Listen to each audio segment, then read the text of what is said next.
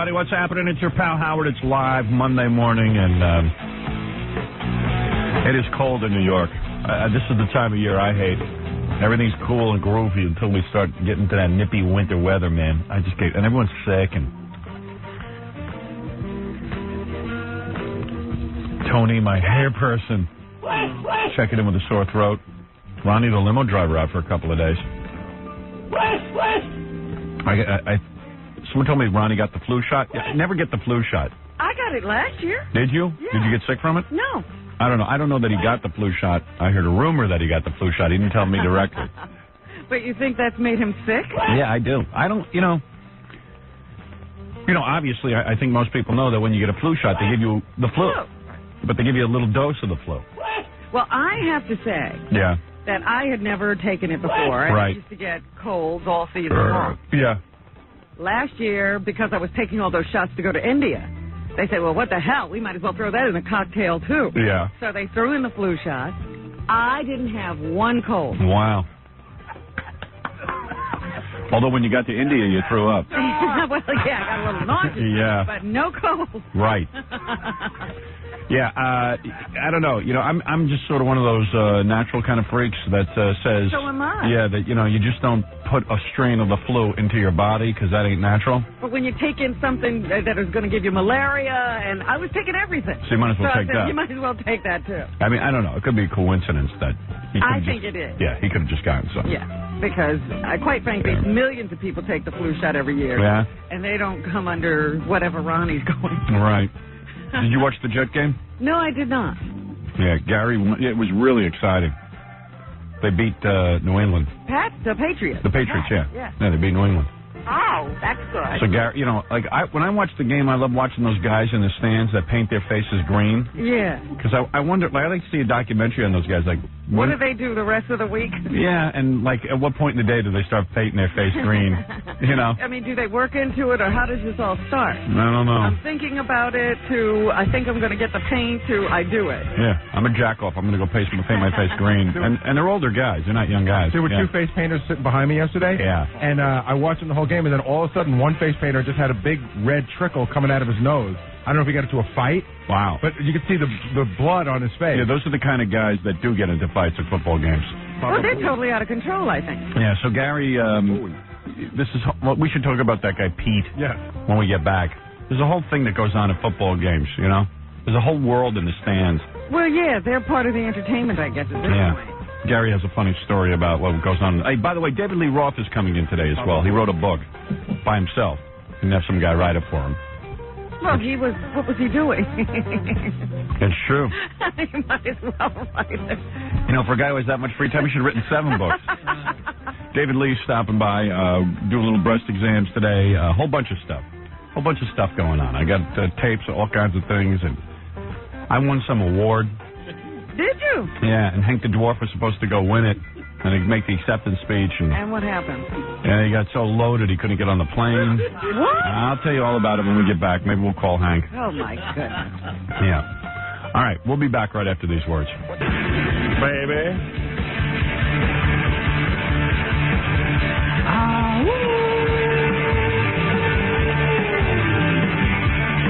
Salt and Pepper in the house tomorrow. Later on this week, Jenny McCarthy. Speaking of Jenny McCarthy. I like being from the Midwest. Life's pretty basic. I think we appreciate basic American classics. American cars, strong family values, and a good steak, an Idaho potato. We don't go for that radicchio and pine nut salad business. But I do like guys on Harleys and hanging out with my friends. Cool. She's not into radicchio. Me neither. I bet you she eats a lot of radicchio, because she lives out in Los Angeles now. She might have been from the Midwest, but I guarantee you she's eating radicchio. Is that a bad thing? She says it is. She's not into those radicchio. Right. And pine nut salad. I bet she's eating at least 3 or 4 pine nut salads a day. And dive, I'll bet. And Oh, it has tiramisu. When she gets here, have a whole bunch of radicchio for her. You know what I mean? Later this week, Sternak, more breast exams. All kinds of things. And, of course, Jenny McCarthy. I don't like guys that are bullies or those steroid monster types. Yeah, me neither. I like old guys with money. Yeah, like a really old fart who looks like he's near death. Yeah, some scaly old guy. Who's worth between $3 and $5 million. Chill out. I especially don't like the type that come up to me and say, "Call me babe, I can make you a star." Big turn off. I do like guys that show their emotions or basically tell you how they feel about you. I always like those Playboy videos because they always have that guitar music. Right, all of a sudden it comes up when you're saying what you like. Yeah, or the guitar music comes as you're naked. Anyway, that should be fun. That'll be good. Hey, before we get to that jet story, Fred was playing Howard Stern for governor, so this was weird. I'm going through the New York Post yesterday. I was reading it because I wanted to read the article that said why intelligent women love Howard Stern. Yes. Which turned out to be kind of like a one-page, like, hey, Not you know what? Big deal. After the women saw his movie, they realized that, he loves his wife. Right. Which was pretty much why intelligent women love me, so. They could have said that without all that production. Yeah, exactly. It could have been a one-line article. but so it was a page filled up with a picture. And, it gets our fans to buy the Post, which is fine. But there was this other really bizarre article. They went out and they surveyed. They did a poll. I don't know if you saw this. Did you see it? Yes, I did. Okay. I couldn't figure out what the poll was. Yeah, I know. The poll was they went out and they said to people in the race for mayor. Giuliani is running, and he's running against Ruth Messenger. Who is not black, Gary. They said, keep telling him. They said, in the race for mayor, who do you like? Who do you like the best? And Giuliani has 37%, which is the highest. And Koch has 16%. Sharpton had 15%. And then Howard Stern had 13%. Are you sure that was for who do you want for mayor? Yes. Who do you like best in the race for mayor? That's so stupid. I know. How did those other names get in there? And then, Steinbrenner, George Steinbrenner had 2%. Trump had 7%. McCoy Ross had 4%. And Messenger had nothing. Yeah, and Not Sure had 5%. I would get out of the race now if I were her. In fact, I'll tell you, this is wild. I mean, this is really wild because, I did not consider running for mayor. But you have one of the highest percentages they said, out there. Here's what they said. This is the greatest. They said that, there's two things I got to read to you. It says that, number one, they kind of, they do a summation. Yeah. Okay. All right, check this out. Ex-Mayor Ed Koch came in second, okay? Mm-hmm. A fellow who wishes he was in City Hall, the Reverend Al Sharpton, placed third. Shock Howard Stern, who once almost ran for governor, trailed closely, with Fat Cat Donald Trump a distant fifth. Right. Now, where did I mean, you're not even campaigning. At least the other guys have either held the office or campaigned for the office. Unbelievable.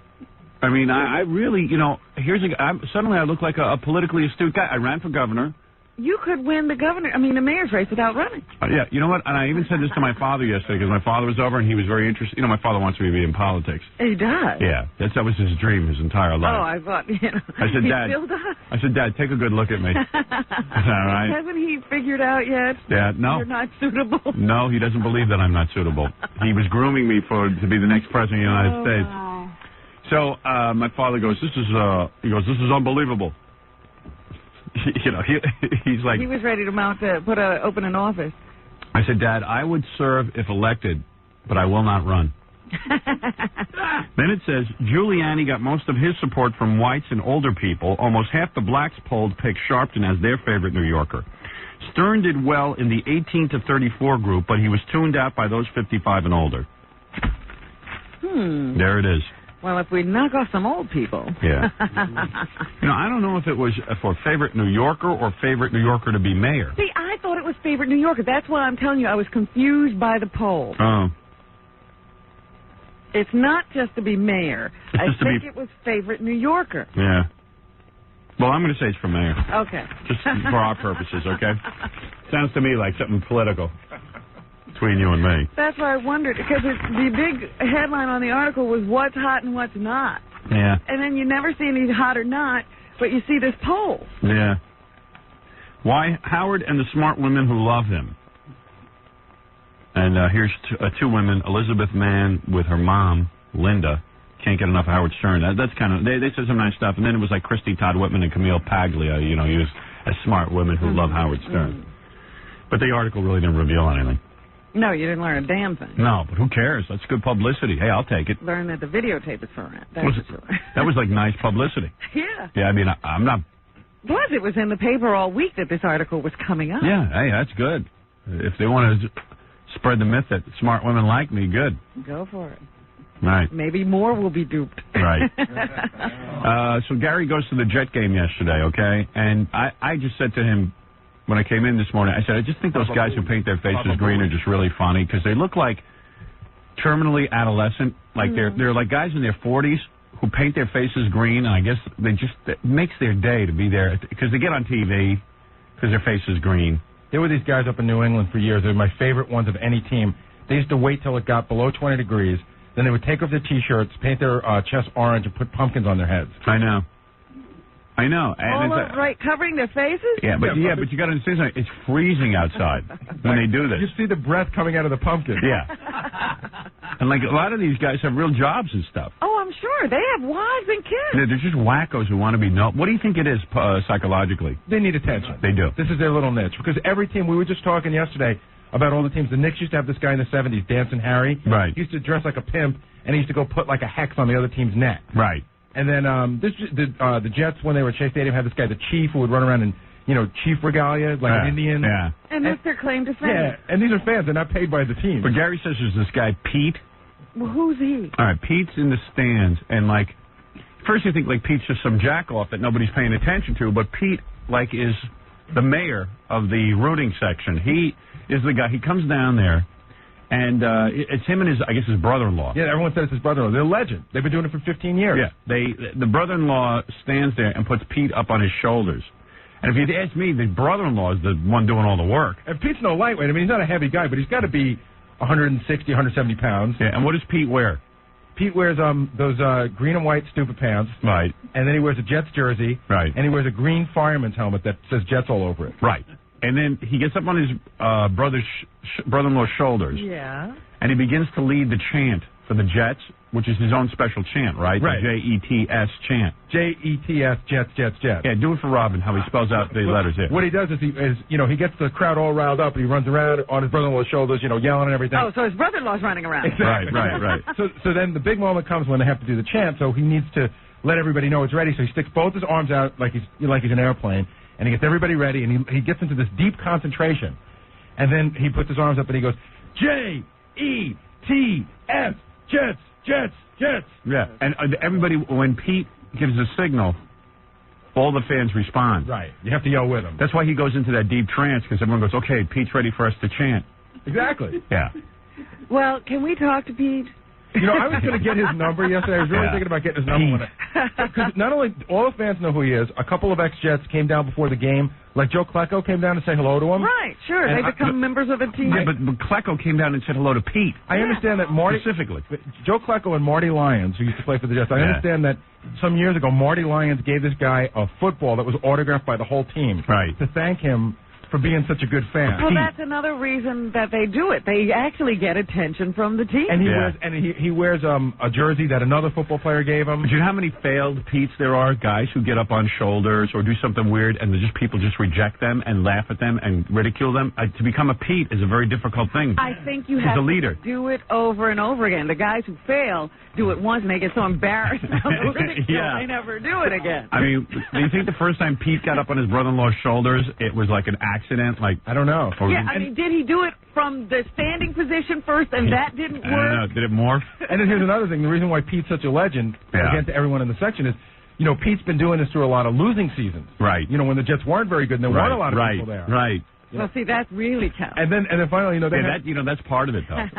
And then the other big thing is they have these video monitors at the Jet game, and they show commercials, during the breaks or whatever. So I'm looking up at the monitor, and there's this Vermont teddy bear commercial, which is supposed to take place with these cheerleaders at the game. And who's in the commercial? Pete. Pete. Pete's in the commercial. Yeah. Doing that chant. Pete. Pete. Like they couldn't get a fake. They had to get Pete. Yeah, had to get Pete. Hey, you got to have the original Pete. Yeah, the real Pete. Does Pete paint his face? No, he doesn't. Wow. He doesn't. But he wears a giant fireman's helmet. Yes. Yeah, and green and white. There were a couple of face painters behind me. All right. And then, it's I'll tell you, man, it's tough going to those games. There's lots of just really angry people. There was a guy that was like 3 rows in front of us, and he kept standing up during the game, just to look around and to be noticed or whatever. Right. So at one point, he looked back, and we just sort of gave him the signal, like, could you sit down? Right. And, of course, he grabbed his crotch and pumped it. Right. Like, in other words, hey, man, F you. Exactly. And these are angry people with money, because it costs money to be... Yeah, these are good seats. Yeah. I get these seats from the owner of this company. These are not, crummy It's always weird, a guy who doesn't want anyone else to see, and when you ask him to please sit down, he's like, F you. And we didn't... Like, he comes to a public event. Yeah. Where other people are You got to kind of buy into the rules. And we didn't say, hey, idiot, sit down or anything. We were just like, we gave him the signal, like, could you please just sit down? And then he pumped his groin at you. He gave you a signal. Yeah, and then, of course, he's lucky someone can get up and beat his ass. And that was I was noticing him while the cops were going up to the level above me to get the guy who kept throwing unopened beer cans into the crowd and hitting people in the head. Yeah. But, They were full? Yeah. And, that's kind of funny, too, because... they talk about, like, peace on Earth and all this kind of stuff, and guys can't even sit through a football game without killing each other. Well, the other really funny thing is, you can only buy 2 beers at a time, and they cut you off, like, the beginning of the second quarter. But what happens is, I wasn't drinking yesterday. My buddy was drinking. Right. And I wasn't drinking, but he wanted a lot of beer, so I went up with him, and I bought 2, and he bought 2. That way he had 4. Right. He had them under the seat. Yeah. You never get out of school. No. You're never an adult. No. But guys do that like crazy. I take life way too responsibly. But obviously people need to be controlled. Yeah. Hey, here's a guy got stabbed at the Jet game yesterday. Oh, my goodness. Yeah, this guy got stabbed. Hold on one It second. must have been a good day. Hi. Hey, Jeff. Hi. Yeah. What happened to you? Well, I was online going back to... It had to involve beer. I guess. All I know is that I'm online to get onto the bus to go back to the Port Authority. And then I'm passing by a guy who's on the ground clutching the right side of his chest, and there's blood on his chest. I don't know how it happened, but the word on the line was that he was stabbed by 2 guys. I don't know how it happened, but all of a sudden this guy is just laying on the ground, breathing heavy. So it didn't happen to you. Oh, no, it didn't I thought you got stabbed. What? I thought you got stabbed. Oh, no. I told Stern John that. I said I saw the guy. Yeah. That he was down on the ground. I didn't tell him he was down on the ground. I told him that there was a guy who... All right, whatever. Well, I wonder if he stopped and helped the guard, does he just look and then get on the bus? Yeah, I had to cut him off, though. He was now going to go tell me the whole story again. Even before the game, like, my buddy brought his van. There were like 4 of us, and we got like a big hero. Yeah. We were eating, because there's people out there with barbecues and all sorts of stuff. Right. Then this guy pulls up next to us. He's got like one of those wild sound systems, and he opens up his trunk, and now the entire section has to listen to Jimi Hendrix's greatest hits. Yeah, I know. You got no choice. You're locked in. And This is why you should stay away from the public. Yeah. Well, that's why they have it on TV. Sheesh. Do you find it relaxing when you go to the games? Yeah, it was a lot of fun. Was it? It was a lot of fun. Yeah, I don't know. Sometimes people get me so nuts that I can't enjoy it. You would go crazy, Howard. Yeah, but I don't even mean, like, let's say I was just a guy going there. No, even if you were just a regular guy. I know, go crazy. There's too much pushing and shoving, and you're not a big drinker, and everybody's drunk. Yeah. And, and everybody's yelling and screaming and doing their own thing. But you enjoy that. Well, I just stay out of the way. Right. I just want to see a good football game. I wouldn't mind sitting outdoors and watching a football game. That's kind of fun. But not with people. Yeah, if they could just keep everyone away. That's why I don't go to concerts anymore or anything else. Yeah. You can enjoy yourself. The game. But anyway, the Jets won, and that was a pretty good game. Great game. Because they were behind for a while. And then all of a sudden, man, they threw 13 straight passes. Well, that was what you and I were talking about the other day. They threw in the backup. Yeah. And the backup, he had nothing to lose. Backup QB. Yeah, Foley. I kept thinking of you because we call you Fa-Fa Foley. And every time the guy would go, Foley. See, you could go out and start a Fa-Fa Foley thing. That's right. They were like chanting his name. People, they were chants of Foley for governor. Really? They were going nuts. He should be governor. After, of course, the great George Pataki is gone. Yeah. And then the Indians won? Yep. Yeah, I didn't watch that game. I went to bed. I watched some of it. You watch a Giant game? Nah. They won in overtime. My parents came over. It was my mom's birthday and my niece's birthday, so we had a little party. Had a little celebration. We always do that for the kids. Well, the kids are getting pretty old now. Yeah. And my niece was 20, so it was like, But hey, why not? How much longer is this going to go on? Yeah. And my mom's like 70. She still wants a party. Right. I can't believe my mother's 70. Oh. Just 7-0. Yeah, just 7-0. She's a spring chicken. A landmark. A my old man was smart. He married a broad 5 years younger than him. He nabbed her right out of high school. He was dating. So he's got a young chippy still. He was in the Army and he was dating a high school chick. You know, your dad's some of the guys we talk about. I know. That's kind of wacky. He was in his 20s? Yeah, I guess that was accepted back then. And she was 15? No. Oh. No, maybe. I don't know. I don't know. We ought to call them later.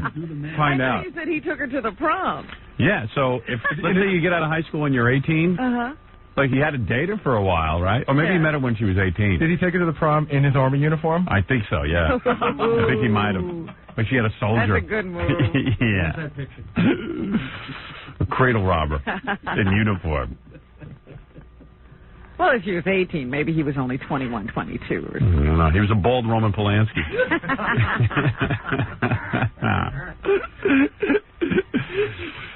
That's always weird to see these Army guys with high school chicks. It's kind of sad. For who? The father? Yeah. Yeah, imagine, my grandfather didn't like my father. Is that right? Yeah, my mother's father didn't like him. Why? I could see, is it friggin' uniformed man? He's a guy in the Army picking up his... on his chin. No, my grandfather, my mother died when, my mother's mother died when she was 9. Yes. So my grandfather used her like a slave. Oh. Like she cooked and cleaned. Cinderella. And he was like, I don't want her to marry some guy. I want to have a cook. I want to have a cleaning person. She was Cinderella. Yeah. His father was the prince. He was a liberator. While he was liberating our country from the Nazis, That's he was right. liberating my mother from her father. He stormed her father's house. There you go.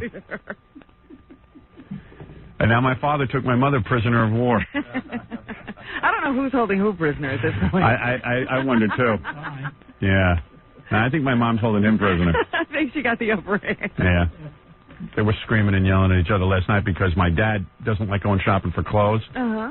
And my mother wants him to get, like, some new suits. And he's like, I don't go anywhere with suits. I have 5 suits. Why do I need a new one? And he's right. I mean, his suits don't change style. It's the same goddamn suit. Why does she think he needs a new one? She just thinks that he's supposed to get... He goes, I went in my closet. I counted. I have 30 shirts. Your mother wants me to get more shirts. And I'm like, Ma, he's an old guy. If he's happy with his shirt. Yeah, leave him alone. That's the weird thing about marriage. Why can't he decide he needs a new suit? And when he needs it? It's weird. Is she sick of going out with him in the same old thing? Yeah. I guess. She wants to see him in different outfits. She wants to dress him up. Yeah, maybe it's like Tommy Lee and Pamela Anderson. There you go. You got to see him in different outfits. I don't know. My father's shirts all look the same. Just what did she have in mind? Who knows? But she likes to take him shopping, and he hates shopping. It annoys the hell out of him. He doesn't care what he wears. And he's like, why do I have to spend money on a suit? It's ridiculous. But he goes because she yells at him and nags him. It's crazy. Marriage is crazy. I bet it was the exact opposite way around at the beginning. When he was the Army man, she was a high school girl. Yeah. I bet he yelled at her. Maybe. But now it's different. Who knows? I think he likes being pussy whipped. But he's used to it. Or he's used to it, or it's just, at least it gives him something to do. Maybe he didn't like it at first. Yeah, but at least, like, it's somebody who cares. You know what I mean? It's exciting. Yeah, you can look at it that way. Like, wow, look, there's somebody who really cares what I look like. The whole world doesn't care what he looks like. Maybe he puts up a fuss just to make her carry on more. Yeah, it's like kind of neat that at least there's one woman in the whole world that cares what a 75-year-old man looks like. Who's looking at him, really? No one. No one is. That's what he said. There's a woman who's wild about his look. Yeah, like she's like, look at those pants, Ben, and I'm like, what? Look at them. They're the same as all those other pants. How can you wear those pants? We're going shopping. No, I'm not going shopping. And it's a whole thing. Yeah. But he ends up going. So he really wanted to go in the first place. Yeah. One day I think it's an act. One day he's going to go out and just buy a camouflage outfit and blow everybody away. The entire family. And then I turned to my mother and go, Ma, why are you making the guy get a suit? He doesn't have anywhere to go. He does, too. I said, what, 2 times a year he's got to wear a suit, and he's got 5. Where do they go? I don't know. Do they even travel anymore? They used to go to Roosevelt Field. There used to be this clothing store they used to go to because my mom used to bring me there when I was in high school. And sometimes we used to go to Big Man, Tall Man. Oh, dear. That was always bad. My dad would go to Big Man, Tall Man for jackets and stuff, and he's only 6'2". I'm 6'5". I'd go with my mom and my dad to Big Man, Tall Man. That's a cute Oh, my God. outing. I used to be so afraid I'd run into someone from my high school. Yeah. See me at the Big Man, Tall Man shop. Your mom. Yeah, with my mom. Leading you around. Yeah. But I was really bad at buying clothes and stuff, and I had to go buy suits when I had that job at the advertising agency. Oh, so you took your mother with you? Yeah, my mom came. You didn't think there was anybody at the store who might help? And we bought the faggiest suits. Well, that's what I'm saying. Why would you take your mother? Because I didn't care. I was depressed. I mean, I bought the faggiest suits. Without her, there might have been some hope of you getting a good I know. I needed somebody's opinion. And then, and like, I would buy, like, my mother would go, don't get black or blue. Get burnt orange. Oh, my God. Like, I'd have, like, a burnt orange suit. Yeah. Yeah. Oh, jeez. She has the worst taste. You should have seen what I wore to that advertising agency. I can't even imagine. 6'5" and orange. All right? I look like a clown. I look like the Joker in Batman. Really? Yeah. Oh, a young businessman. Oh, in an orange suit. Yeah. That's our account executive. Yeah, there he is. Mr. Advertising. There's the new guy. Oh, God. And like, she dressed me like my dad, you know? Which is, like, okay, because that's what she was into. I brought her. It's my fault. God, I looked odd. It never occurs to you, though, that you might know better. No. Not back then. I was confused by it all. I was confused by life. I was going to say. Yeah. Sounds like. I was in a state of, like, I was like Rip Van Winkle. I was mostly asleep. All you did in high school was try to prevent your mother from buying you clothes. I know. And you get out of college, you take her to buy you clothes. Yeah, that was me. That's why she left me. She goes, yeah, you act like a big shot now. She goes, but you took me. You're the one who begged me to take you for clothes. I wasn't looking to go. She fixed you. Yeah, she sure did. Made no sense. So, what'd you do this weekend? Anything cool? Nah, just hung out, rode the horse. You did? You went up there? Yeah. Yeah. That horse. Time. Robin's still trying to convince me that that's exercise. It doesn't matter whether it's exercise or not. It's not. It's fun. No, I don't believe in having fun unless you're losing weight. I love jumping a horse. Really? Yeah. You jumped with the horse, like Christopher Reeve? Yeah. Yes? Yes. Yeah. My little Blaze is a good jumper. Mm-hmm. Ever fall off this weekend? Did not this weekend, no. But you have fallen off. Sure. And you bounced. That's what you said. You bounced on your butt. Once. Boy, Right. that was the toughest fall. But that wasn't off Blaze. That was Right. off some strange horse. Yeah, I didn't do much. Hey, I'm trying to think what I did this Saw a weekend. couple of movies. What'd you say? Saw Devil's Advocate. How is that? That's pretty good. Wasn't there another movie called Devil's Advocate? I don't know. With Brad Pitt and Devil's Own. Yeah. And That's where Al Pacino is the devil? Yeah. And actually, you know, from the trailer, I thought, oh, this is going to be really bad. It turns out it's really good. Oh, really? Yeah. Oh, cool. It's a lot of fun. And then, what was the other one I saw? See, they should have hired me to play the devil. That's a role I want to play. Boogie Nights. How's that, bad? I don't like that so much. Is Burt Reynolds horrible in it? Yes. Yeah. Burt Reynolds. Why is it? Burt Reynolds. Why do they always? Every time Burt Reynolds gets a movie now, they go, "This is the movie that will win Burt Reynolds the Oscar." It's First of all, comeback role. does anybody care if Burt Reynolds wins the Oscar? I mean, they make it seem like it's a really important thing for Burt Reynolds to win an Oscar. I don't care. And then you go to see these movies because you hear this. I got to admit, it works. Because you go, wow, it's his big comeback role. They said this about that stripping movie he did. Yeah, it was horrible in it. I mean, like the worst performance I've ever seen from any actor. And then you go to see like Boogie Nights, and he's probably sucks in that too. You know what's good about the role in Boogie Nights? He has more hair on his head. Really? And it kind of fits because all those porn guys have bad hair. Right, and so he's got this huge toupee. And you know what it is? His toupee deserves an award. That's the thing you notice. Yeah. Hey, you're on the air, dude. ESAT, you're on the air. Is your name ESAT? No. Oh, what is your name? Steven? Steven. Yeah, that's right. So is there ESAT? No, this is Steven. Yeah, I was wondering, I know that Robin was breaking up with Mr. X. I was wondering if she's been out with anyone since, or if she's, if not, if she's into gooks. Gooks? Yeah. Well, I'm a gook. And, Oh, my goodness. You're a gook? Did she ever consider it? Did you ever date a gook, Robin? I have not, but I would consider it. Sure. She would. Well, there you go. Learn something new every day. My. What is a gook exactly? I don't know. Is that a Korean or? Who knows? There's all kind of gooks. I guess. No, gook is Viet Cong. Really? Or Korean. I guess. Who knows? I'm not into that. Eric? Yeah, how you doing? What can I... Huh? I don't know. John's completely... Who's working the computer this morning? They're going to get a special award from me. It's called the Golden Fist Award. Oh, my. Unbelievable. Yeah. ESAT, you're on the air. This is ESAT. This is ESAT. Yeah. Go ahead. Yeah, how's it going? I got this theory about deodorant, not deodorant, antiperspirant. Yeah. Because it's National Breast Awareness Day. Yeah. Or month. I'll be checking a woman for... I'll be checking a woman for breast cancer. Aluminum causes cancer, like that has that aluminum trioxide in it to stop you from sweating. That's totally unnatural. I believe that's why the American women are having a cancer epidemic. And what about men?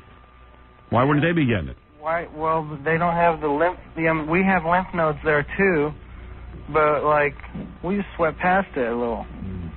We sweat past it? I don't know, man. That's my theory. But I just disproved your theory. Why would women be getting breast cancer and not men if it was being caused by antiperspirant? Because they have sensitive tissues that need to vent more. Their breasts need to vent? The lymph nodes. Oh, I see what you're saying. But don't we all have lymph nodes there? Okay, check it out. Okay, Howie, anyway. No, wait, Robin. Don't we all have lymph nodes? Because you know what? He's saying that women need that more.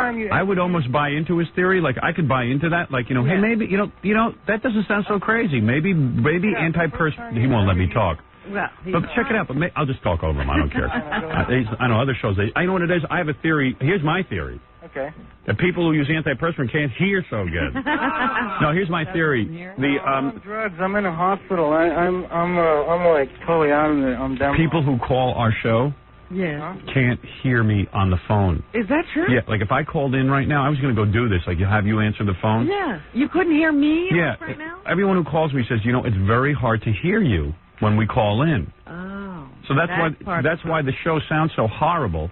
I've made this. I've already gone to Richie and Scott the engineer about this 50 frigging times. Probably Tom Chiasano 5,000 times. And they say there's a problem with boosting the level? No, they just say it's fine, or they don't care, or they don't fix it. But they don't understand it affects everything on the show.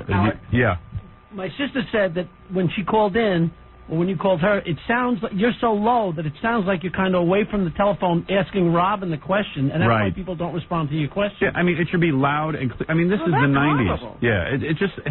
But it does me no good. I'm exhausted from it. I'm out of here in 3 years. I got 3 years left, and I'm out of here. Trust me on that. I know I've kind of cried wolf before and said I'm leaving, but I got 3 years, and I'm gone. I can't take it. I don't have the tools. What? This is such a weird place because, we talked about this in our meeting on Wednesday. You know what I can't... And nothing has happened. Yeah, and you know what I can't... Of course not.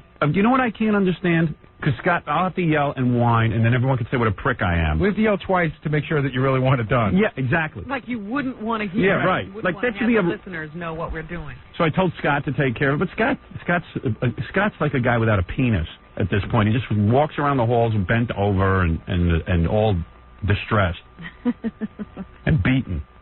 And then if you tell Richie, it's like, does Howard really want this? And then I tell Tom, and then Tom's got to go. Tom has to have it on his desk for a week before he can figure it all out. He's a complete retard, useless waste of human anything. That's our general manager, who is useless. Except for sitting and evaluating my show. That he's an expert on. Good morning, Robin. See, this guy can't hear me. Yeah, I can. But you insist on yelling under us anyway. Well, why not? Oh. I don't know. Do you paint your face when you go to football games? Not even. I don't think this guy's going to any football games. This guy's in the hospital. What's his problem? You got mental illness? I had the worst flu, and then my foot swelled up and my kidney hurt, and I'm in a wheelchair anyway, so. Oh. Oh, no wonder. One of those guys.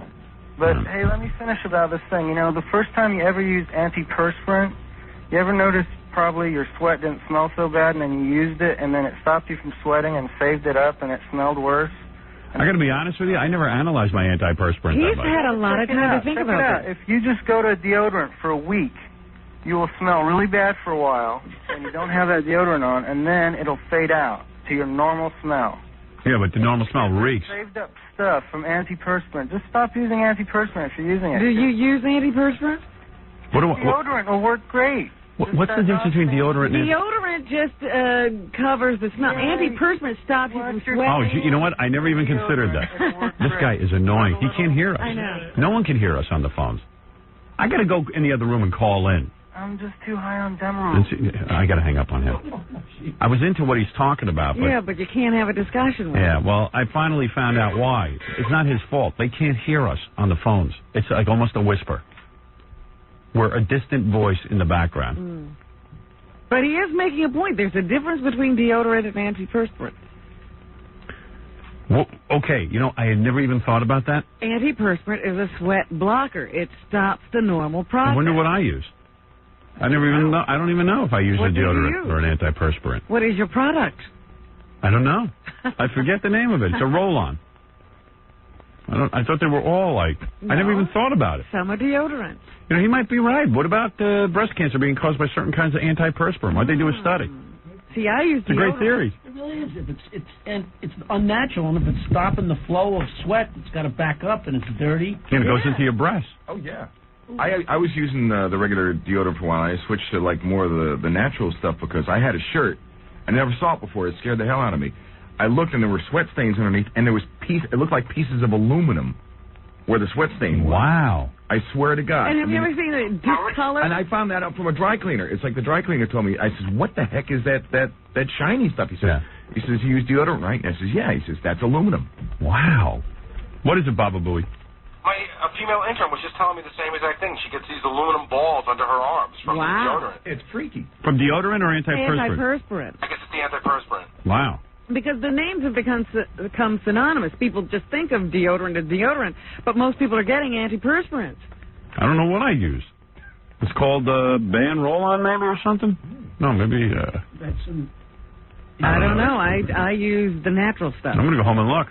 For a while, I was using that crystal. You ever seen that crystal they sell in health food stores? Crystal and meth? They say it's a deodorant. No, it's a rock. You wet it and you rub it under your arms as opposed to deodorize things. Finally, we just cured cancer on this show. We've always joked about it. Go get the crystal. Yeah. Galileo in a wheelchair called in and figured it all out. And we had to hang up on him. Yeah, because he couldn't hear us. That guy's a genius. ESAT. I'm going to really just start using deodorant. Because I'm not a real smelly guy, and I also shave my pits. Yeah, I've been using deodorant for a while. Because first, they're irritating, too. Really? Oh, yeah. Gee, now here's another thing I can obsess on. I really wish we hadn't had this. I was fine about my deodorant. I love my deodorant. I rash up immediately when I use that stuff, yeah. Wow. I have a great deodorant. I love it. I hope it's not an antiperspirant. We have to go read labels now. Because it makes me feel good. Wow, you guys find balls of aluminum? I don't have the balls of aluminum, but I noticed it in his shirt. It's like, wow. It looked like, like someone had spray painted silver paint underneath my armpit. Wow. It was That's that heavy intense. duty. What were you using? Yeah, just the regular stuff that everybody else uses. I forget what it was. Wow. But it was like an antiperspirant. And then I looked on the label, and it did have... You know, on Long Island, tons of women have breast cancer. They've never been able to figure out why. Maybe they're all using antiperspirant. Get off the antiperspirant. Let's try it. Yeah. We might have hit onto something, and our show will be responsible for saving lives. And that idiot in the wheelchair, he'll get no credit. Who needs him? Who needs him? We'll get the Nobel Prize. Right. Screw him. All right, we're going to take a break. We'll be back right after these words. Okay. I have so much to talk to you about. David Lee Roth is coming in this morning. He'll be here in about a half hour or so. Well, he's written a book, and he must have had an exciting life. Oh, yeah. Yeah. Jenny McCarthy's coming in later in the week, and, yeah. I'll get you in the mood for that. I like being from the Midwest. Life's pretty basic. I think we appreciate basic American classics. American cars, strong family values, and a good steak, an Idaho potato. We don't go for that radicchio and pine nut salad business. But I do like guys on Harleys and hanging out with my friends. People from the Midwest all think that, like... They're real Americans. Yeah, I know. I've met, like, because I lived in the Midwest for a while when I worked in Detroit and stuff. Yeah, and I lived in Ohio. Yeah, and everybody thinks, like, they're, like, real American and they don't like radicchio. What are you from, that New York? Yeah, like, I would like radicchio. Why would I like that crap? And I guarantee you Jenny McCarthy eats radicchio. You know what I'm saying? Well, if she was really a Midwesterner, she wouldn't know what it was. All right. Real Midwesterners don't know radicchio. I got to play you, there was an award ceremony, a Billboard Radio Award ceremony. I've got tape of that. I got to play that for you later in the show. It's too funny. The whole weekend was too weird. Do they broadcast that anywhere? No, but we have tape of it. So now we can broadcast it. Casey Kasem won a lifetime, the Allison Steele Award. Poor Allison. Are you kidding? Yeah. Allison didn't win that award. No. Allison never won an award. We know Allison real well, and she died about 2 or 3 years ago. Yeah. Great, really great woman, but... Don't think she won any awards. Yeah. Now there's an award in her honor? Yeah, and Casey was almost brought to tears. Did he know Allison? No, but they ran a little clip of her, and he got very moved by it, supposedly. Oh. Yeah, but wait, you know what? I'm jumping ahead. You got to hear the whole weekend. You got to hear the whole story. Wait till you hear this story. It's bizarre. It's bizarre. For some reason, I don't see why nudity should be downplayed. I mean, unless you get famous. Or nude, God made us nude. Why condemn it? I mean, it's beautiful. You know, why not show it? Yeah. Right? Advice I'd give to a young lady who's thinking about joining our Playboy model club would definitely be to be as natural as possible. Oh. What? Natural? You better goddamn well get implants. And the other surgery? Yeah, I mean, come on. What do you mean natural? It has to be natural. Yeah. You have to be pure, simple. Pure? Good. Have a certain kind of look, which is girl next door. So just really be yourself and act natural. And look at my next door neighbor today. See if she looks like Jenny McCarthy. Yeah. Be pure. Anyway, Jenny will be next door. We're gonna have plenty to talk to her about. Sternak. More cliches at us. Yeah. Well, I think they write that stuff for you. I can't imagine she's really saying that stuff. Could she be saying it? Salt and Pepper will be in the house. Have you seen their new video? Probably. I always think about you when I see their videos because I say, Howard, because it's mostly your favorite, Pepper. Pepper. Big old Pepper. Big girl with orange and blonde hair. Big old ass. Short shorts. Shoopy doop. Big old Pepper.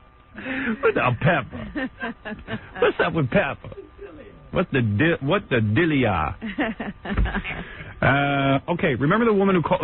I got a million things to get to here, but remember the woman who called in on Friday? A lot of people were talking to me about this. The woman who thinks Robert Redford and Robert Urich are after her? Yeah. They're trying to kill her? Yeah. She's on the phone and her husband's willing to talk to us. She got her husband to talk to her. Yeah, hi. Wonderful. Is this Maria? Yes, Mrs. Stern. All right. A lot of people, you told me, were ridiculing you because, let's just review, for those who didn't hear it. It doesn't make any difference if they rebuke me. If I'm dead, they won't be rebuking me. Exactly. And I was one of the few people who ever believed you, right? Right. And I'm grateful for that because I don't usually call you. Right. I'm fighting for my life, sir. Right. Now, when do you think this murder is going to occur? Do you know? Well, what I'm picking up, what I'm discerning is probably around Halloween time. Okay. So, Maria, let me just recap here and stop me if I'm wrong. Okay. You believe Robert Redford and Robert Urich, the two actors, are involved in a plot to kill you. And my husband. Okay. Because your daughter... Yes.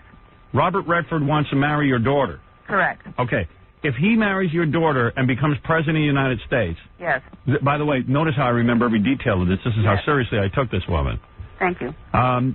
If Robert Redford, who is trying to become the president of the United States, marries your daughter, and she becomes first lady... Yes. They want you out of the way. Why? I'm half black, and he is a racist, and he doesn't think much of me and Tim as parents for Joy. Right. So you just rather eliminate her family. All right. Right. We also determined on Friday that you believe Ronald McDonald could be involved. No, I didn't say anything. You brought it up, and I said I don't know anything about him. About Ronald McDonald. Yeah, I don't. It's just a clown at McDonald's. Right. But what about him? There's nothing there. Oh, he's not involved? No. I never said anything. You brought it up. Oh, I thought you let me. I said there's a McDonald's area, patent place where I live. I agreed with that. You did? Yeah, but I didn't say anything about Ronald McDonald. All right. All right. Now, I asked you, was Robert Blake involved? You said no? No. All right. Who else is involved in this plot? Do you know? Just these two. Just these two. Okay. All right. And now your husband is on the phone? Yeah. Well, I'm not ready to talk to your husband yet. No. He doesn't really care for this. He could care less if his life is taken or not. That's the way he has a carefree attitude. All right. Now, what happened when you called the police about this? Okay, I didn't call the police. I went to the police. Right. And I gave him a report. They took my name down, but I wasn't able to write down the report, okay? Right. I mentioned their names and everything. The police officer's name was Coffin Man, as in Coffin Man, and another bald-headed man. And I gave him the report. That's all I could do. The officer, Coffin Man, says, how did he say this? He says it's in God's hands. And I said, okay. All right. And didn't the police say, listen, you better check in with us every day? Yeah, I didn't check in with them. They said I could call them if I want to. Right. But I've been praying a lot, so I didn't have time to do this. Okay. Now, let's determine the extent of this. All right. Why do you think Robert Urich and Robert Redford teamed up? Why would Robert Urich be involved? He has this preconception that I am his first wife. He came to my wedding in '62, and he considered me I was his first love, and he considered me his wife even till now. And he thinks of me as Nicole Simpson, which stresses me out. I did write to him 4 years ago at the William Morris Agency, and I trusted him. I found out he is a betrayer, so I never contacted him again. It was on a personal note, and I gave him my phone number and address. What do you want to say, Robert? From that time, I found out that he had my phone tapped, and he knows my address. And everything started changing in my life. I started suspecting things on my phone, and I'm getting all kinds of mail from other people relating to psychiatrists, all kinds of things, and I never sent. I think she means that Robert Urich. But I know that since she was the first one, Robert Urich's trying to kill her like O.J. killed Nicole. Well, how can I say I that? don't know. You're thinking he has a bad mannerism. Are you saying? Okay, I'm just trying to understand. Are you saying that Robert Urich looks at you the same way O.J. looked at Nicole? In that sense, yes. Oh, I see. All right. And but why would he think of you? I haven't seen this person in 35 years. Okay. And he came to my wedding. He was just a kid then. And I have no interest in him. I never have. But I trusted him because of the feeling I found out that he cared for me. Is Buffalo Bob Smith involved in this? Who? Buffalo Bob Smith. What does this have to do with Howdy Doody? Yeah, I'm asking you, is he involved at all? No. What about Rob Reiner? No. What about Jean-Claude Van Damme? No. Or David Lee Roth? No, I have nothing. All right, I'm just trying to what does ascertain. Robert Redford No, I have no knowledge of this. How did he meet your daughter? How often do I contact you, sir? This is the very first time. So I'm saying Robert Redford. How often? How did he meet your daughter? Okay, he knows of my daughter in relation to when she was 17. At that point in time, 7 years ago, I don't know how he knew about me, but DJs were letting me know that he was meeting me, and I started picking up clues on the radio station. It had to do with Rock Hudson. I wrote to him many years ago. Rock Hudson? And I guess he found out about it, and I don't know how he knew what I looked like. She's one of those. And this relationship on the radio is radio giving her messages. Yeah, the radio's giving her messages. DJ I gotta talk to the husband because he has to live with her. Yeah, well, I just wanted everyone to see how wacky she was first. He said that he says he's I want to meet the guy who has to put up with this. Nobody's ever met anybody, but radio waves have told her these things. I know. And that's how I was picking up clues. And I found out at the time when he was married to Lola and he was 51 and Joy was 17. So you never really have met any of these people. You're getting all these. You're getting these. I've seen Redford on his motorcycle, Honda and Kawasaki. His description is 5'9", green eyes. He's left-handed. He has a tattoo of the Marine insignia on his upper left arm. He is drinks beer. He smokes Camels. He has a soft-spoken voice. Right. He goes by many aliases: Gary, Steve, Scott, Carl, Sheila. He dresses in drag. Yeah. He dresses in drag. I believe this. And 7 years ago, he had a gray jacket, a gray skirt, a turquoise blouse, a pearl brooch, a reddish kind of bob hair, lime shoes. Maria, let me ask you something. Did you tell anybody else at the time that was Robert Redford? As far as when he dressed in drag? Yes. I could care less. Let me ask you something. You never actually met these guys, though. Most of the information's coming from the radio, right? Okay. What I'm trying to say, when my heart was broken by Redford 7 years ago, I moved from Fullerton to Phelan. It's a little small town there. Right. And when I moved there, within several months, all of a sudden, the son of a bitch was at my grocery store, Sunshine Market, okay? He was at the cashier. I'm really nervous. What causes you to snap like this? I don't want this to happen to me one day. I don't think he snapped. I think this was a slow slide. I don't know what That's called started it. schizophrenia, right? I mean, I'm no psychiatrist, but I would guess this is schizophrenia we're listening to. And I couldn't understand how he knew where Hey, I lived. Fred, you want to call in as Robert Redford in the other room? All right, go ahead. And I recognize him. Fred will call in as Robert Because Redford. he sees people and then she thinks that's Robert Redford over there in It's a disguise. Catholic retreat. Yeah. Somehow, I don't know how you knew about it, but he was there. And how did he break her heart? I was And I'll ask her. introducing him to the people at the table. How did Robert Redford break your heart? He wanted to have a relationship with me. Right. And this lasted 3 weeks. But 4 decent DJs let me know what he was like. One was Gary, the other one... He found you fascinating? Pardon? He found you fascinating. I don't know about fascinating. I guess he liked my eyes for some reason. I don't know. She's so scary attractive that Robert Redford had to have her. The DJs were telling me things about him. The DJ. And then I found out he was... The DJs are all tied into this. Well, what made them so smart? We might think most DJs are idiots. Wait till Fred calls in as Robert Redford. I didn't want to get myself in a love triangle. And I'm very I should have told Fred what to say. Fred, if you're listening to me, just say, listen, you're very distressed because...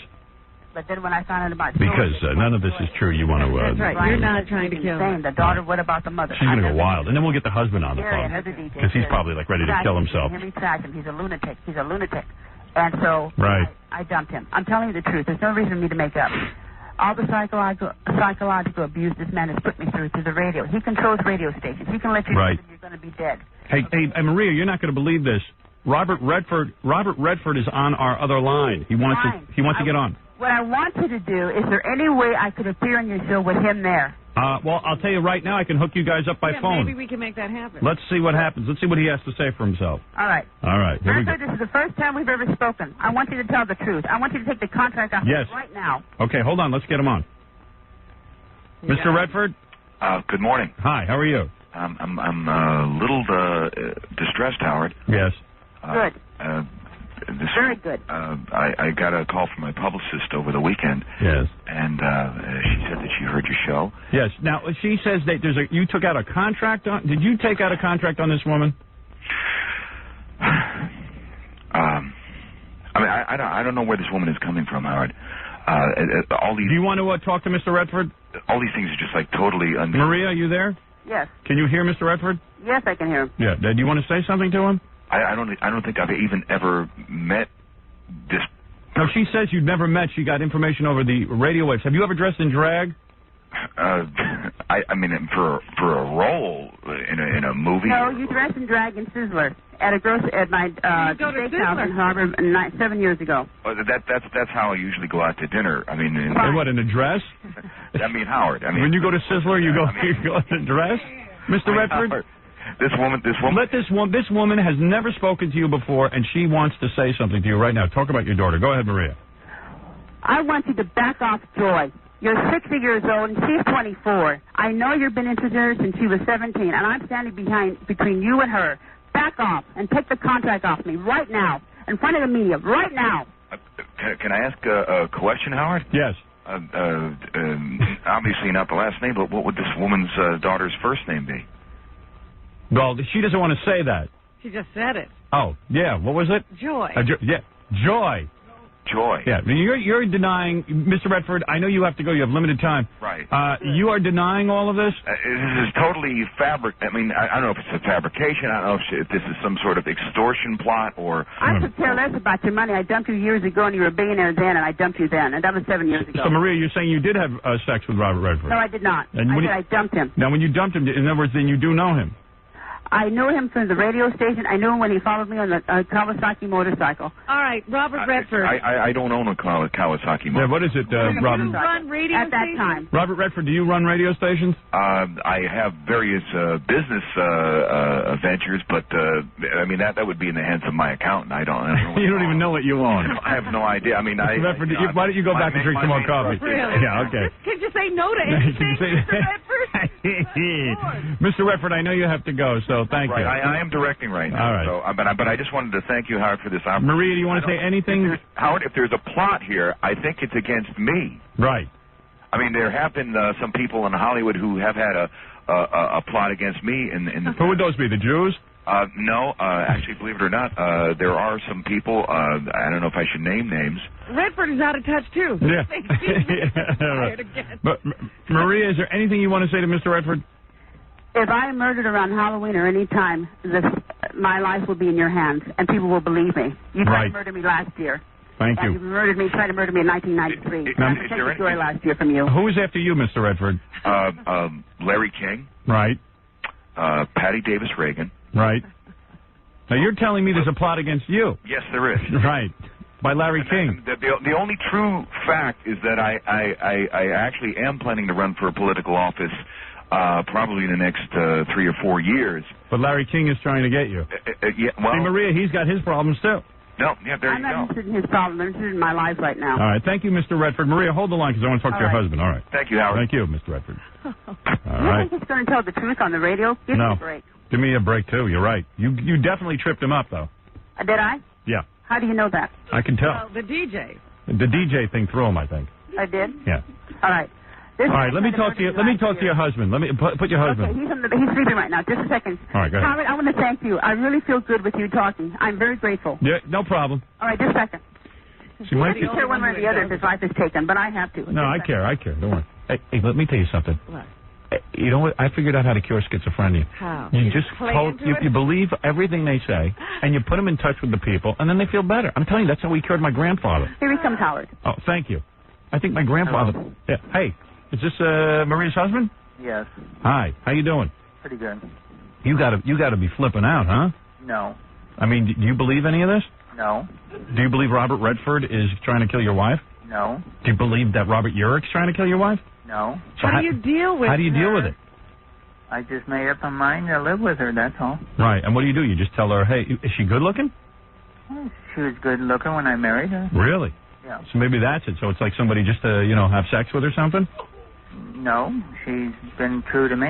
Right. Does she talk about this day and night? Sometimes. You're a good man, I got to tell you. Well, here's a guy who takes his marriage vows seriously. She wasn't always like this, was she? No. Yeah. I mean, the priest said for better or worse, and you stuck by her. Yeah. Right. Yeah, that's pretty good. I tell you, man, I would have left her years ago. You deserve some kind of an award. You're the husband of the year. No, thank you. You really are. I mean, my heart goes out to you. I mean, does she talk about this day and night?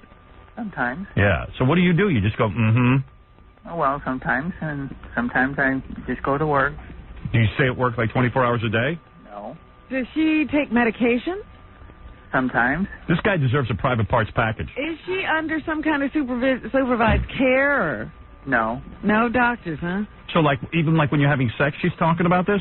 No. Does she still give you sex? Sometimes when she feels like it. Really? I guess you just kind of. You said, hey, it's not so bad living with her. Well, I can put it this way. I can. I know what I have. And I respect. Do you still love her? Oh yes. Really? Yes. Wow. And what about this daughter? Do you even have a daughter? Yeah, we have 4 daughters. Oh, you do? Yes. And did the daughter say, hey, Mom, Robert Redford isn't trying to marry me? Repeat the question. When the daughters come home, don't they say, hey, Mom, Robert Redford isn't bothering me? Yes, they tell her that. But she doesn't believe it? No. Wow. So you figure she's crazy, but what the hell, I'll just live with her anyway.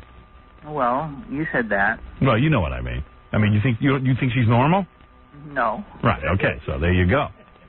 He's just an impolite term. Yeah, right, yeah. I mean, it's not nice to say she's crazy, but she is. I mean, do you ever say to yourself, gee, it would be great to be with a woman who isn't so crazy? No, I don't say that. Really? God. When did she get this way? Well, at first, this type of thing appeared about 29 years ago. Wow. Man, you've been putting up with a lot. Married? Pardon me? How long have you been married? 35. Wow. So you only had a couple of good years with her before she started going wacky. Well. Man, talk about getting sold a bill of goods. Your kids had to be raised and live through this too, huh? Yes, and they complain about that. Right. Man. Can you take her out to places, or do you pretty much keep her at home? Oh, no. If I have the money, we always go out to eat, shows. Really? Wow. You're a good guy, man. I tell you, most people would have left. People don't know that you exist. They ought to make a movie of your life. I swear to God, I'm not being funny about this. I'm telling you, man. Any guy who could live with that woman, you are better than Mother Teresa. And does she get worse at times? Oh, definitely. Oh yeah. Oh, like today, she started out kind of normal, then she got on a roll. Yeah, but you know, I'm just saying, like, does she like sometimes lose the ability to function, or? Oh, come on. Not very often. No. Yeah. Okay. But I mean, sexually, she's got to be a dynamo because sometimes when you go crazy like that. No, see, she's not. Really? There's got to be some Benny going on here.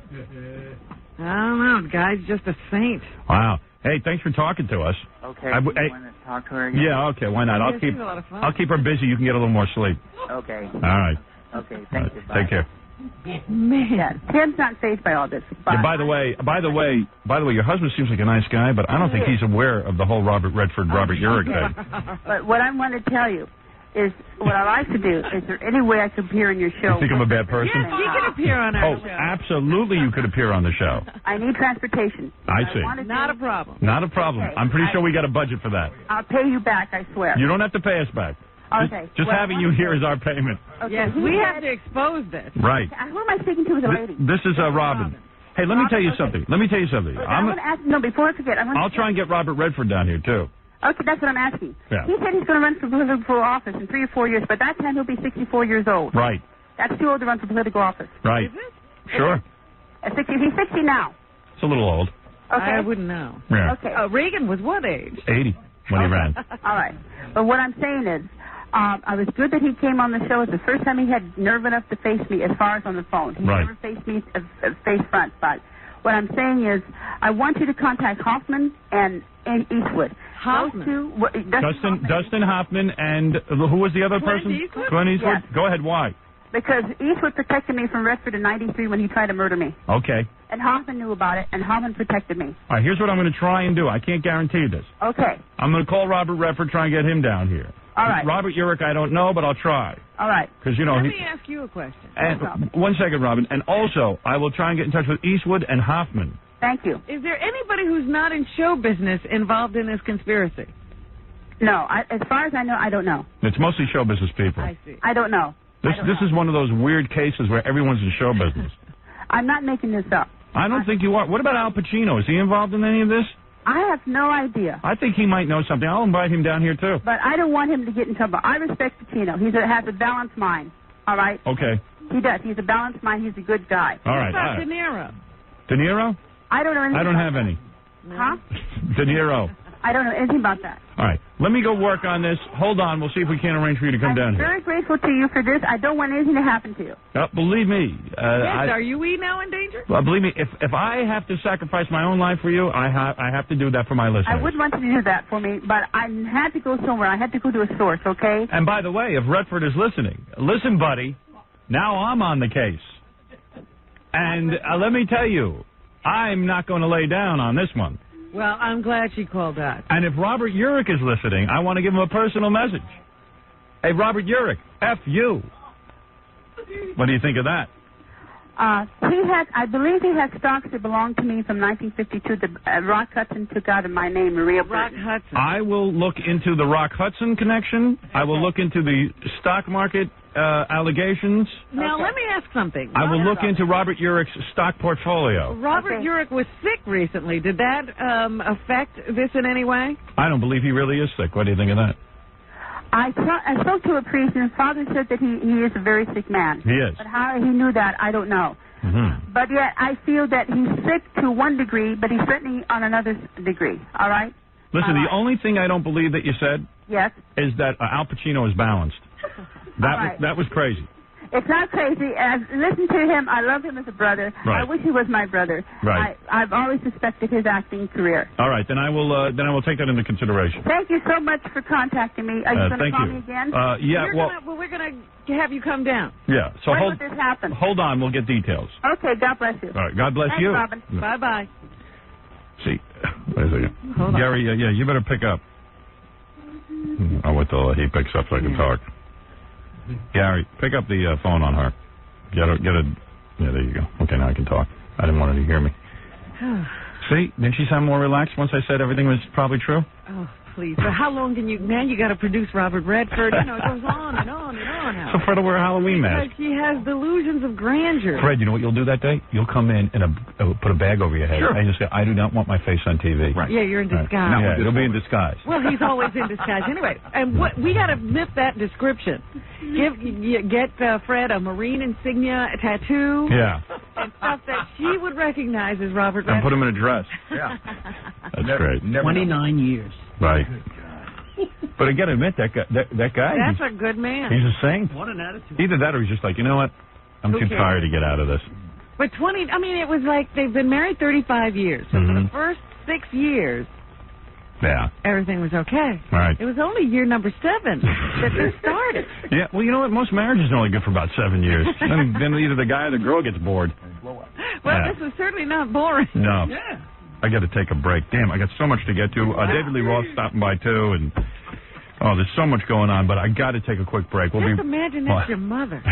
Going to the PTA. I didn't want to say anything. That is my mother. Oh. I got to play you this Billboard Awards thing and tell you everything that happened over the weekend. But first, listen to this.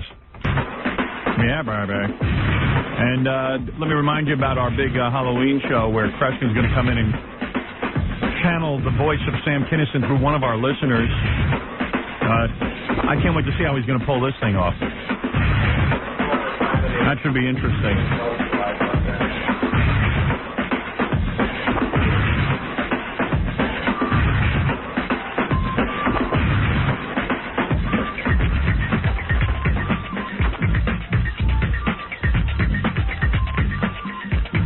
So, don't sound like David Lee Roth to me.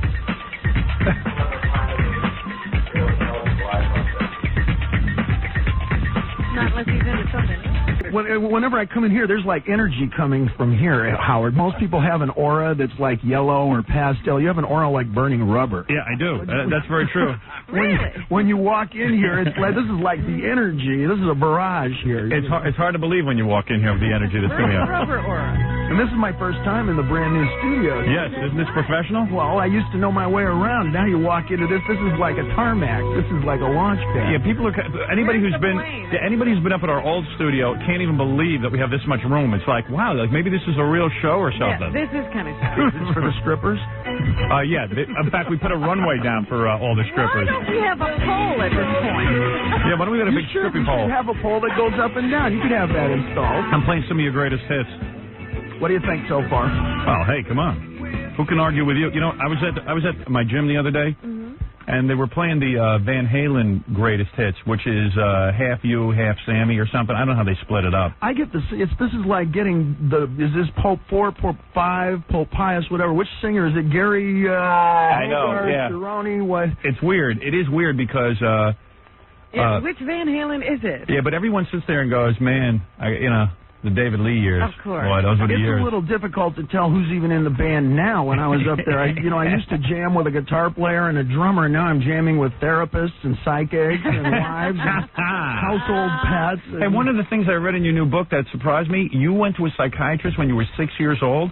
Is that true? Maybe I missed the date. There was probably closer to 5 years old. Oh, really?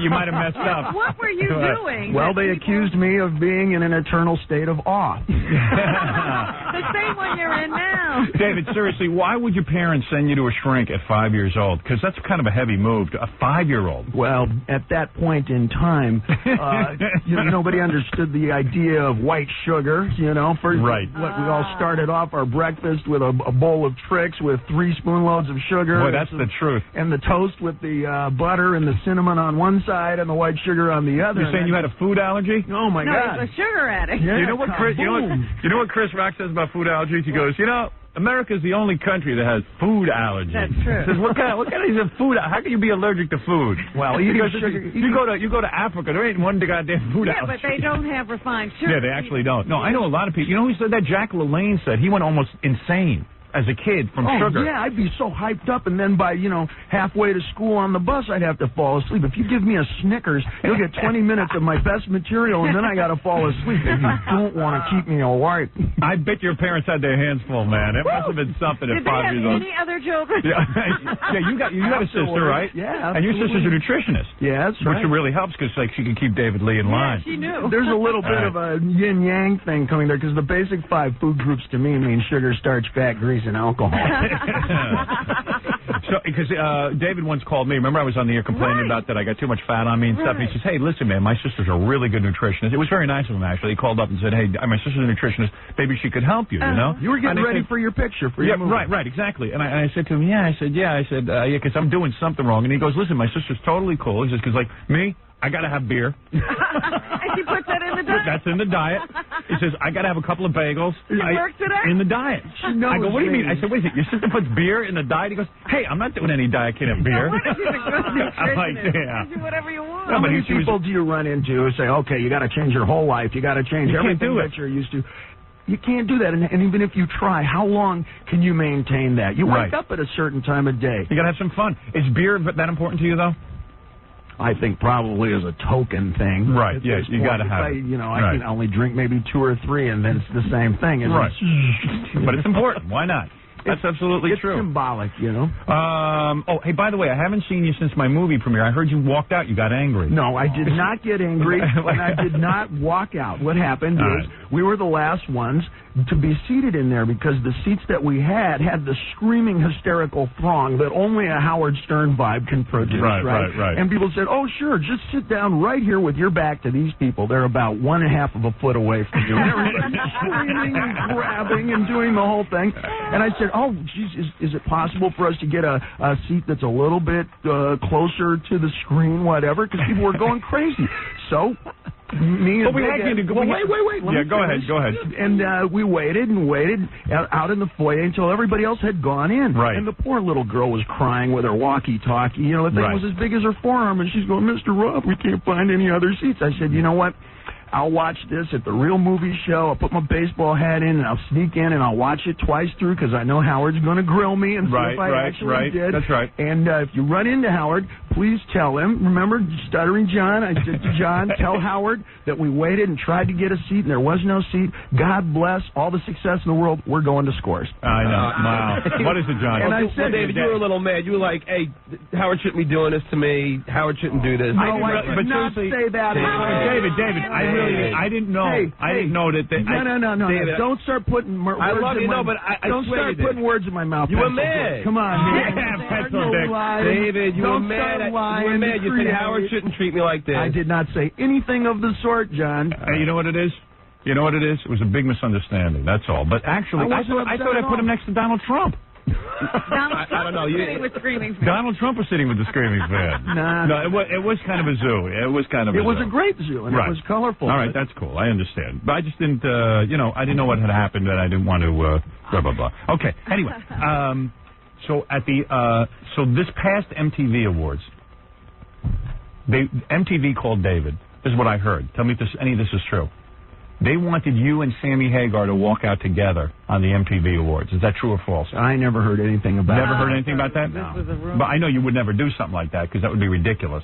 There are so many convolutions to what's going on with Van Halen, and we start to get real serious about it, and I think this music's way too important to take so seriously for starters. Right. And who's going to play with what and who's going to produce what with. Right. I don't know Sam Hagar at all. I've never even shook his hand. I've never even seen the guy. I've had him on the show. He's a nice guy. He is a nice guy, right, Robin? Yeah. Nice is the word that you use when you don't really want to say what you want to say. What is it? What did you really think? No, I always told you I thought you were the quintessential frontman for Van Halen. That I'm not a big Sammy fan, the Sammy Van Halen thing. Didn't you have their manager on here as well? Did we? Made a big impression on you, too. Yeah, Ray Daniel. And what did we do? And what happened? What happened, Gary? We had the manager on. He's with that new Stone Temple Pilots group talk show. Oh, that's right. Oh, right. Is Yeah. he still managing Van Halen? I think so. He's got the Stone Temple without their original singer, and he's got Van Halen without David Lee. Yeah, he seems to get into That's what happens. get rid of the lead singer. But no, I mean, but Sammy had a lot of crap to say about you. I know that. So it's was right. Everybody was saying stuff about everybody. Right. I don't think David. David. It's a weird situation. Let's put it that way. I think that what it boils down to is what's happening with Ed Van Halen, the guitar player. Here's what He's got his own logic. He's got his own time frame. Right. Like the Unabomber. Exactly. Put it this way, I'm a Sammy fan when Sammy is here. Okay, and then when he's not here, I can trash him. How's that? We'll make that deal. All right, now listen, we got to talk about the book. Sammy knows that. Sammy's, he's very cool with that. Yeah, Sammy knows that. Sammy knows when he's here, I'll be nice to him, and then when he leaves, when you and I are on, we'll just trash the crap out of him. That's it. That's the way it works.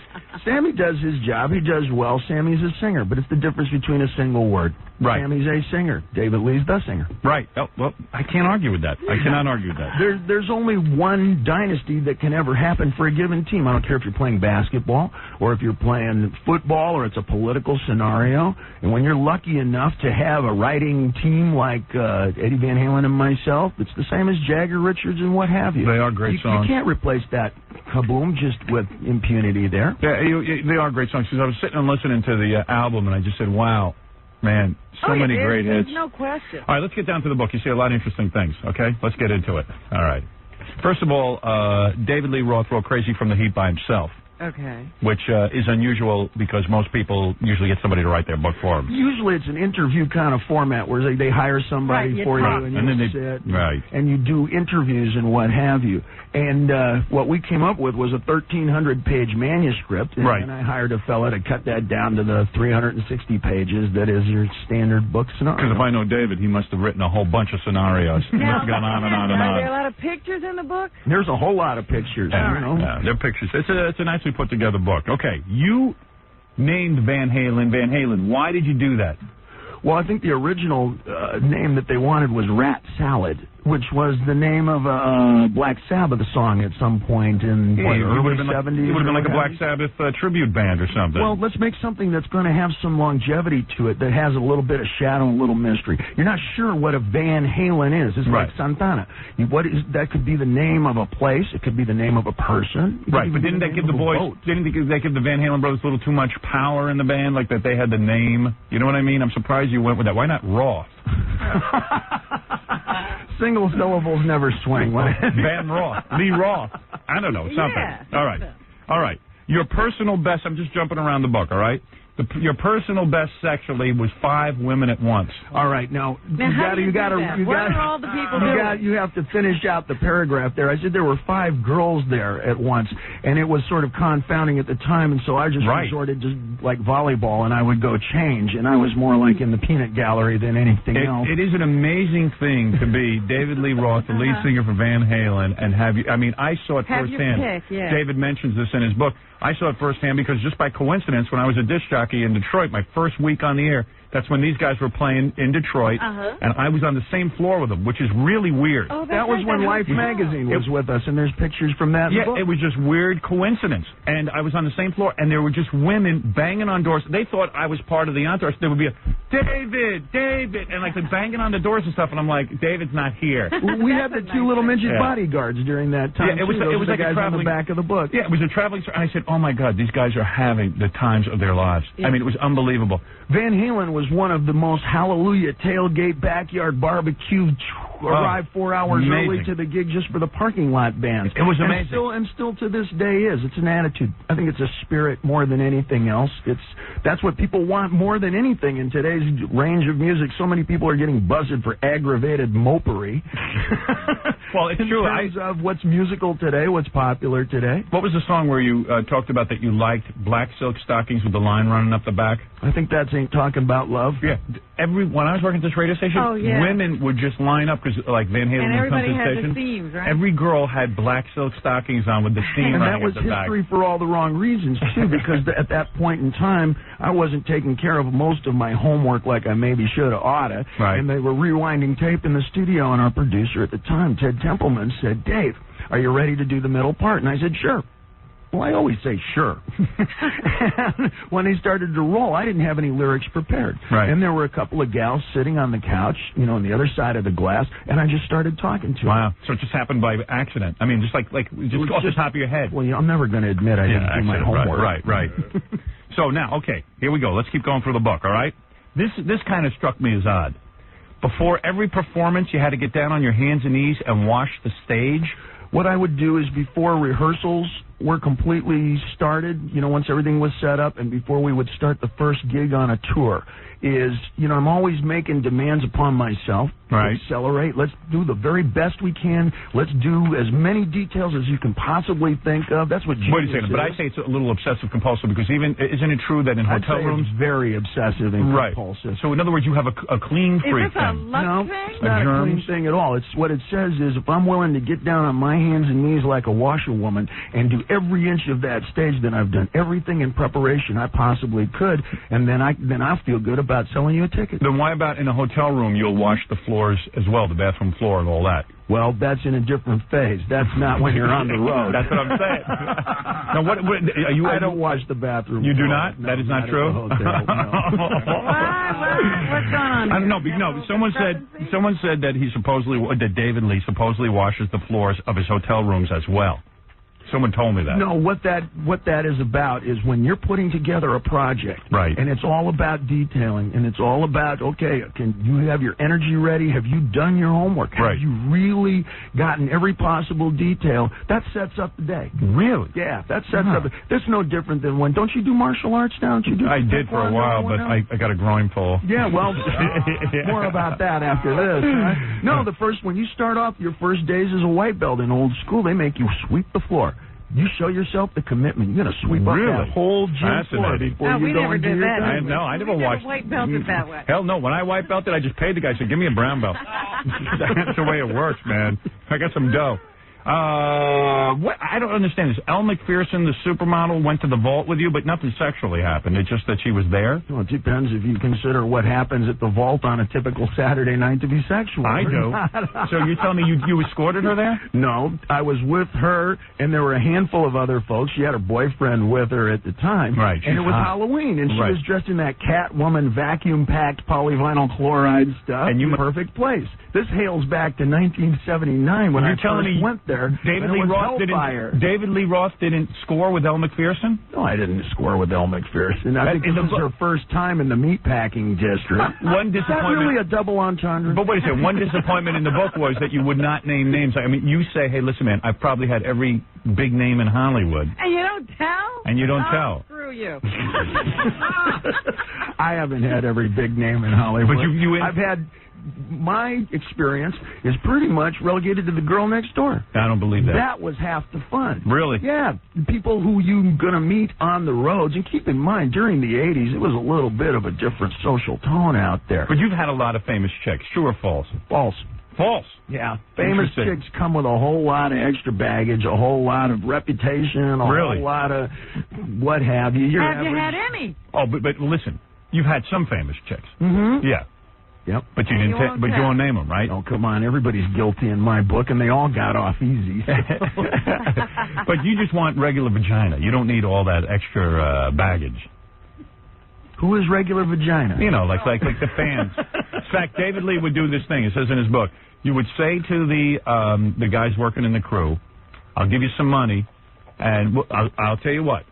I'll give you all. Explain this. You give each guy $100 bill or something? Well, what had happened is we were the first to take a humongous production out on the road. I mean, the size of Madison Square Garden into a 3,500-seater in Medford, Oregon. Right. And they were so unused to taking a giant production like that out on the road. Van Halen was the first that our setup and teardown time was taking forever. Right. And you got to drive to the next city. Right. So I created an incentive program. Go ahead. And I said to the crew guys that each one of you get 5 backstage passes, okay, and you initial them. And whoever I might wind up with that night, if it's your initials, you get $100. See, they would pick out a girl and give her a backstage pass. Now, I know darn well that these guys are taking half of those passes and using them for their own ill-gotten purposes. Right. Steering little Miss Prom Queen off to the tour bus for the lighting crew or whatever. Right. Hey, teardown time got cut in half. Really? Within 24 hours. Within 2 days, we were down to 64 minutes.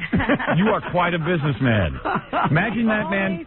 Is that every guy's fantasy to just give his whole crew a bunch of passes and let them initial them and you find me the best girl and I'll maybe give you some money? The word got around, and the best places that you're going to find people who want to carry on with these kinds of festivities is where there's religious repression, where there's economic depression. So you pull into Salt Lake City, and you'd have 40, 50 girls girls who would line up at the loading bay. You say talk to the road crew, take care of their business, get their pass, and come back 7 hours later for the show. David says in his book that sexually the best cities were the most repressed cities. Oh, yeah. They really were. Yeah. I believe that. Where did the best football teams come from? All right, explain this to me. We got a lot of ground to cover. You were questioned by the cops after a spanking incident. This almost sounds like a Marv Albert kind of story. What was this all about?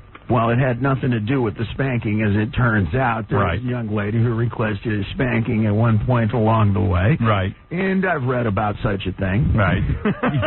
So you gave it a try? Well, we give it just a little bit of a try. You know, you never know. You want to be careful. Right. You don't want to leave your imprint. Right. So you want to leave fingerprints on her ass, Yeah, and evidently somebody had started a fire backstage after the gig, which I had no knowledge of. And as we were driving down the road later that morning, we had a whole squad of highway patrol pull us over. And we spent the entire day sitting in a dusty compound, you know, in a barbed wire fence and everything. And I'm thinking to myself, oh, my God. This little gal, all I did was give her a little love tap, a lot of role playing, you know like your wife said to you, that voice that you make, you make that voice, you know, whatever. And the whole time I'm thinking, my God, I didn't put any muscle into this. This was just fooling around. Maybe she got into the car and she was driving down the interstate and a tiny little, a tiny little blood clot formed from a pop pimple on her tush, and it somehow got into her metabolism and maybe raced up into her cranium, and she looked in the rearview mirror, it got through her neck, and it killed her. Right. I have no idea. Right. So you're saying that on the day that this building burned down... Nothing burned down. A trash can burned down. Oh, so they wanted to question them. And they wanted to question, they wanted to know what was going on. And were you afraid they would question that woman and then the whole spanking incident? I was terrified. I thought, oh, my God, she went home and crashed her car. Oh, I see. Okay, I got it. All right. You know what, David, I need an interpreter. Thank you, Rob. To this day, I get nauseous when I see a hairbrush. All right, hold on now. All right. Okay, in the book you do say that Van Halen now stinks. It's a horrible band. You're very honest about that. Well, if I ain't in it, then I don't care about Van Halen. I think that's probably a better summation. But you're not saying that just out of sour grapes. So you're not looking forward to see what the next incarnation is. I have no interest whatsoever. You know, their current lineup is inclusive of psychics, therapists, managers. Out of hand. You know, what have you. And like I said, when I was in the band, there were 4 guys in there. You badmouth Tawny Katane in the book. Tawny Katane, of course, the woman. What does she have to do with Van Halen? Dave refers to her as a cornball hose bag. What's that all about? You imply she did your sound man and lighting director? No, I said she worked her way up. I see. Now, we know Tawny was Where was she headed? Tawny was in a lot of the David Coverdale videos. She was headed towards the lead singer.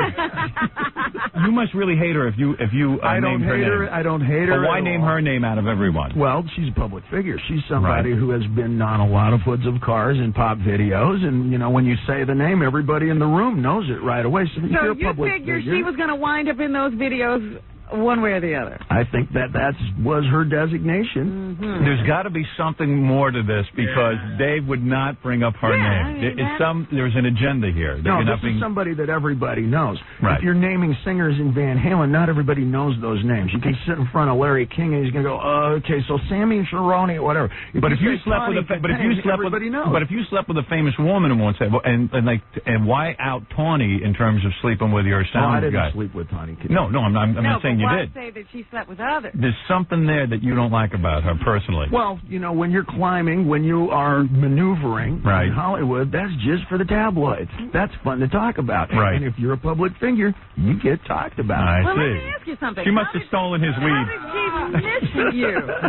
I'm sorry? How did she miss you? Why didn't you have her? No. One of the reason that I give it a little spin on the ball is that this was somebody who was hired for cash to drop the dime on O.J. Simpson. Right. Regardless of what you think of that case, this was somebody who was going to do some tabloid journalism, supposedly get caught, interrupt us in a convenience store by a camera crew. Oh, my God, I didn't know you guys were going to be here. Then do some dirt to another public figure. And I find that little reason to put a little spin on the ball. I see. All right. Well, do you understand what yes, he said? I understand exactly what he said. What did he say? All right, now, for once I get to interpret for you. Please tell me. I missed this one. He's saying that Tawny is the type that, even during the O.J. thing, because Tawny did sleep with O.J., when she got discovered, remember Hard Copy caught her in a parking lot and she was like, oh, my God, you guys aren't supposed to be interviewing me. He's saying that he feels that she kind of set that thing up. Well, I know it for a fact. You do? Yeah. How do you know that? Because I have friends who work behind the scenes with all those shows. I see. Interesting. Well, David Lee Roth, obviously, like the CIA, knows everything about everyone. No, I have that information. But you must be angry with her because you probably didn't like Whitesnake and David Coverdale because those guys kind of were like David Lee Roth rip-offs or Robert Plant rip-offs or something. You know, you drive past that like a car wreck and you're relieved that no one was killed. That's the best that you can think of in terms of... I say there's more to that story than you want to know. Flattering. Well, there's something going on there. Well, Howard, what if one of your original paramours or somebody who was involved in you or one of your interns or whatever decided to get with Hard Copy or one of these magazine shows and for cash be suddenly surprised in a convenience store and then do some dirt on you. But there's some reason that really bothers you. I mean, people do it all the time in our business. So you just felt like paying her back? No, I think I just use her as a little bit of an example. The song Just Like... go on national TV.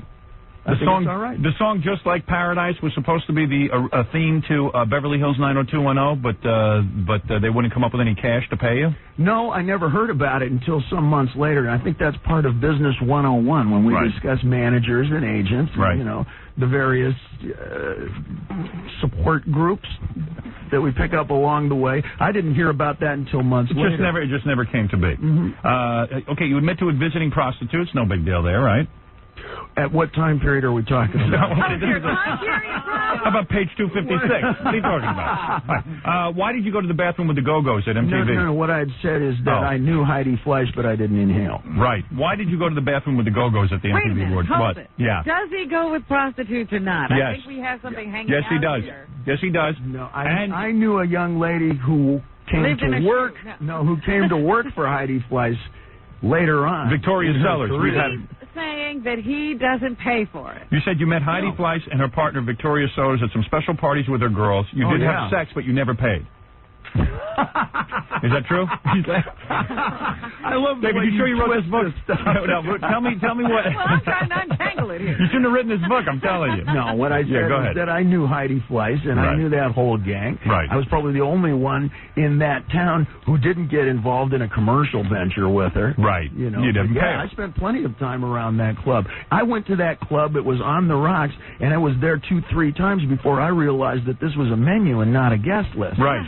And Victoria Sellers was her good friend, but you didn't have sex with her. Correct, I did not. Right. So I don't know that she's a prostitute, or I don't know who. I don't know what's going on.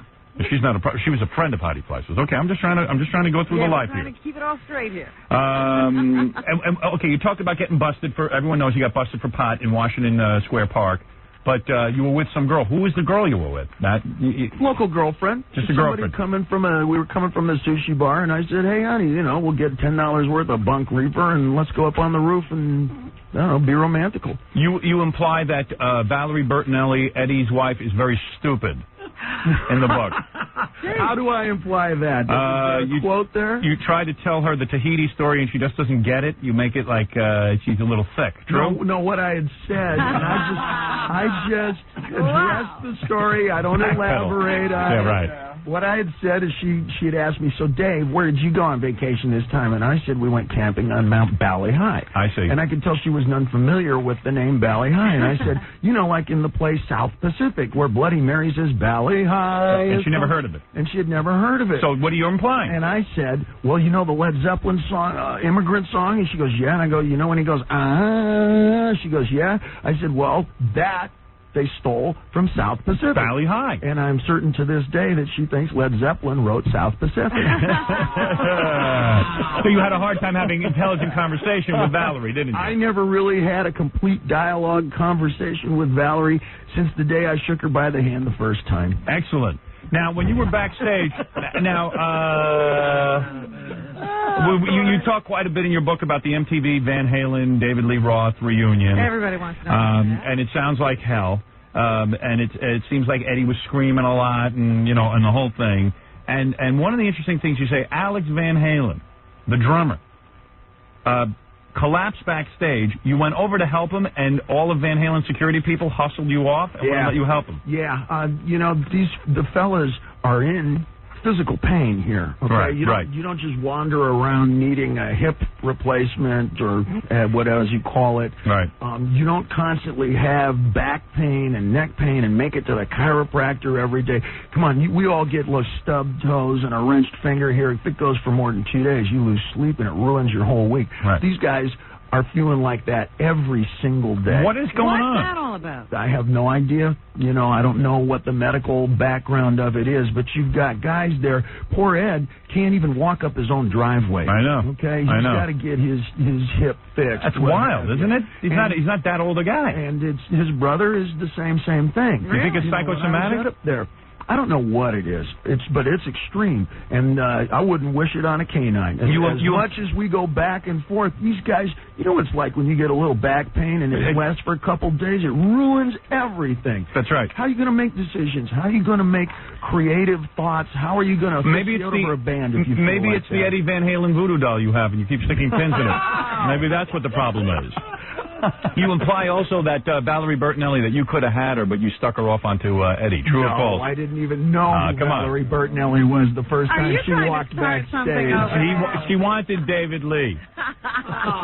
And I think one of the most interesting things you write about in your book is the whole idea of being Jewish. There's a German newspaper guy comes up to you and he goes, "Are you a Jew?" Like almost like. Well, very few people approach Mick Jagger and go, "So you're a Presbyterian, huh, Mick?" Right. All of a sudden it became an issue, right? Yeah, very few people approach the guy in, Stone Temple, whatever, and go, "So, you're a Baptist, huh?" Right. You never, ever hear that. The guy was an anti-Semite, and you say in your book that, and this is something that is true, that Jewish people are always deluding themselves that they're part of the white race and they're accepted by white America. They are not thought of as white. Is that correct? I think that it's probably the most hated race of people in the history of mankind. Probably. Even more than blacks. Well, I was thinking about that the other day, and I said, yeah, they just made us slaves. They didn't try to fry us. Yeah, right.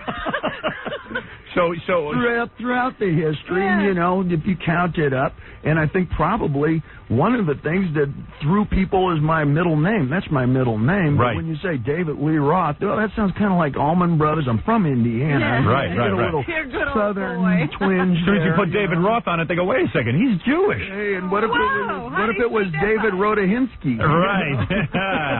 So the point is that you were saying, hey, listen, you actually kind of stand there and say, hey, man, I've met with a lot of anti-Semitism because I'm Jewish. These reporters would always try to make an issue out of it, right? That was the easiest part of it. Back in, early 60s and whatnot, things were not politically correct. Things were not as balanced as they may be today. My pop just had his, 55th, 60th high school reunion back in Indiana where we used to live, and there was a Klan rally. Right. Next door. Right next door during the same weekend. That's in 1997. That's right. Count back into the 60s, 30 years ago, what have you, and it was a very different time. Do you mostly date Jewish women?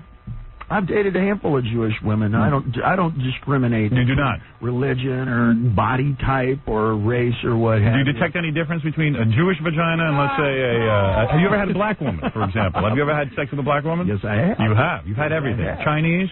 I've had sex with a black Chinese woman. Really? I don't doubt it at all. I believe you when you say it. And what about your bar mitzvah? You say that you gave. Did you give an anti-Jewish speech or? No. I gave the first time. I think I might have been the first one to stand up and go, "Hey, it's tough being Jewish, and I ain't happy about it." Right. And you got up and right at your bar mitzvah. Do you remember the speech you gave? I mean, do you remember it exactly? I don't remember exactly. But this was in the mid-'60s. I was going to integrational busing programs. Right. Okay, where it was 99% black and Spanish speaking, and I would show up in my Eldridge Cleaver polyvinyl, piece with a black beret and a Che Guevara star. Right. And you've got a rabbi there with a number printed on his forearm, so there was a little bit of a clash of cultures at that time. Right. And I was the first one, I think, to ever stand up and go, "Hey, we got something to deal with here. Right. Life is not a glowing, we just live in a little, a little isolated little bubble here." Right. Because I'm out in the real world here. Right. I had to learn to gang sign the whole alphabet by the 8th grade. Right. You have to address a lot of issues. Where you grew up, you probably got your ass kicked a lot for being Jewish, right? Yep. Yeah. So there you go. You know. That's it. So the point is that David has written a book. It's a very honest book, Crazy from the Heat. Yeah, There's a couple like people. you learned a lot. A couple of people very excited that you're here. They want to talk to you on the air. This is Jim. Jim, go ahead. How you doing? Yeah. Actually, I met Eddie Van Halen once outside a hotel. It was me and about 4 other guys. We were talking to the road manager, and he said it would be okay to get an autograph. And so Eddie comes out, and he practically walks right by us. The manager had to pull him back out of the car, and he's all swearing, it's effing hot out here, I don't have an effing pen. So I handed him a pen. He, took the cap and just threw it on the back of the limo. He just scribbled on a piece of paper and, took off. See that? Dissed you. So, where was this? When was this? 4 Seasons in Boston. When? About 4 years ago. Okay, because David wants to put all of them on trial, so we might need you as a witness. Well, he probably was in pain. Well, now wait a second. Yeah. I want to raise up a little point here because you talked earlier about the lady who was married to Robert Redford or what have you. Very unsettling. You never know exactly, what you're dealing with or whatever. You never know if you're the first person to ask for that autograph or the 300th person in a row. So you're defending your old bandmate. I see. Hey, there have been plenty of times when you're walking along, you sign an autograph for one person, you sign an autograph for another person. The person comes up, he says, "Can I please sign this for you?" Sign one thing. Then they say, "Please, could you just sign these 2 more things? My brother and my sister are just dying." At some point, there's got to be a cutoff point. And then you sign that, and they go, "Oh, could you just sign one more thing?" And you go, "I'm really sorry, but I got to go." And it turns into, "Screw you right away." Right. You suck. And they tear it up right Personally, there, Jim, on the phone, let me tell you something. Eddie Van Halen should have gone to dinner with you. Personally, that's the way I feel. He should feel. have given you a ride home. Ron, you're on the air with David Lee Roth. Howard, glad you're on the mobile. What are you glad about? This weekend I was watching the E! Network and I caught some of the gossip show, and they said that Gary Sharon has been kicked out of Van Halen and that you were going to join them and do a surprise concert. I am not doing a surprise concert with Van Halen. You ready to squash that rumor? No, you mean David's supposed to do one. Right. I think what happens David was going to be doing a surprise concert in February, and he don't know about it yet, but... Dave, what about that surprise concert in February? Go back with those guys again? As far as not knowing about it yet, if it exists, well, that's par for their course. But I kind of doubt that. I think what happens is every time I show my little mug in the public and people realize that I still have the same attitude, I have the same spirit, the energy is still there, then people realize it can still happen. Right. You can have the changes, you can have the Van Halens doing milk ads, or you can have their shrink doing interviews on their behalf. But when you see that I'm still genuine. What are you talking about? Their shrink did an interview on their behalf? I think it's probably the only one who hasn't done an interview on their behalf. Man, you see, you know more about it than I do. Well, when people see me in the public, they assume, it can't happen again. Yeah. Would you work with him again? I mean, after the last fiasco. It's... Yeah. Yeah, you would. Sure. But we'd have to make, a few stipulations up front. Not a whole lot of rules and a whole lot of compromises. Right. Because when you read David's book, you can see that those guys the last time really kind of set him up. Right. Well, I would go up and I would sit and they'd say, we're going to have a band meeting, and there'd be 9 people there. Right. And when do we get 9 guys? Yeah. Sandra, you're on the air. Go ahead. Am I? Yeah. It's Howard. Hello? I think this guy is a real pig. Why? Because I'm surprised with all the women that he's been with. Yeah. I'm surprised he doesn't have AIDS by now. He does. That's what he's here to tell you. Oh, he does? David, are you a pig for having sex with all those women back then? Absolutely not. Do you have any regrets? I'm going to take the 80s clause, and it was a very different time in a very different place. And just like any guy with 2 legs in his pants, when you have the opportunities that I did at the time, at the time period that I did, that I think that a lot of guys would absolutely have taken up the sword and the torch like I did. And from judging from your tone of voice, one of the first would have been your old man. Right. You're a real degenerate pig. Ma'am, did he bang you? No, he did not. I wouldn't let him touch me with a 10-foot pole. I have a feeling that you might have had sex with David Lee Roth. Oh, gee, yeah, right. Is that possible? And you're feeling a little left out? Who hurt her? Is she taking it out on David? Well, I'm going to tell you something. This is a weird attitude that women have. Women? What about? Yeah. I would like. Why? Let me ask you something. David never been married. Why can't a woman? Of course, he's never been. But wait a second. Why can't? He uses women. But why can't a woman be a pig? Why can't a woman be a pig? It's a tool. How come if a woman comes up to him and says, "Hey man, I want to have you sexually," and he says, "Okay, hey, that's great," Why is he a pig? I wouldn't have him sexually. Oh, she's not answering the question. And this is a day and an age when if Oprah Winfrey dumped her current old man and wound up with a 23-year-old stud fashion model, everybody'd be going, "Go, girl!" Right? Yeah, but if a guy does it, he's a punk. A decent guy, maybe. Right. By the way, I don't know if you recognize this woman's voice. This is Linda McCartney on the phone. Somebody obviously heard her, and she's upset with David because of it. Ma'am, I think you secretly want David Lee Roth. I don't think so. Really? Far from it. Any of my participations were entirely non-abusive. Yeah, he's not accused of raping anyone. Well, he raped me back in 1980 in a hotel room. Well, you know, you played hard to get. Right. And I bet, Howard, you enjoyed it. Ma'am, I bet you're a hound, though, right? Ma'am? Hello? Yeah, I bet you're not good looking. You in on the fire here too. I bet you're not good looking. Hello? That's a pregnant pause. I said I bet you're not a good looking woman. Do you have a camera? No, I do not. Well, then you can't see what I look like. I bet you're overweight. What? I bet you're overweight. Overweight? Yes. How do you know that? I can tell. You can tell. Are you overweight? How much do you weigh? 125. Oh, come on. Tell the truth. You haven't weighed 125 since high school. I am 125. How tall are you? 5'10". Really? You're 125, 5'10". How big are your breasts? I would say they're a D cup, 36. You're saying you're a 36B, 125 pounds, 5'10". Mm-hmm. How old are you? 24. This is awesome. This is 24 to me. I guarantee you, this is Lurch. This is Lurch. There's no way. I can hear your fat cheeks bouncing on the phone.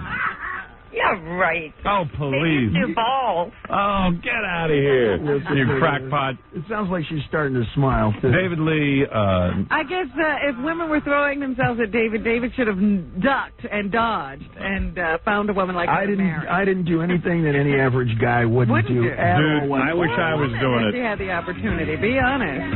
I wish I was doing it.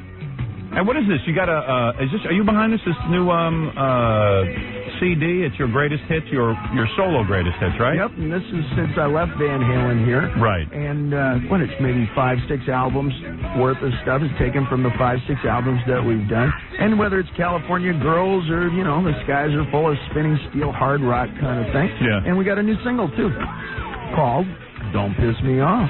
Hey, Don't Piss Me Off. Where is that single, Don't Piss Me Off? That's track number 1, isn't it? Is that a classic expression? What, Don't Piss Me Off? I think this is going to become a national anthem of sorts, huh? One can only...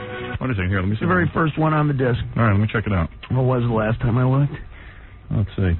Don't Piss Me Off. Technology confounds me as well. Yeah, please. It works twice as well, so it takes 6 times as long.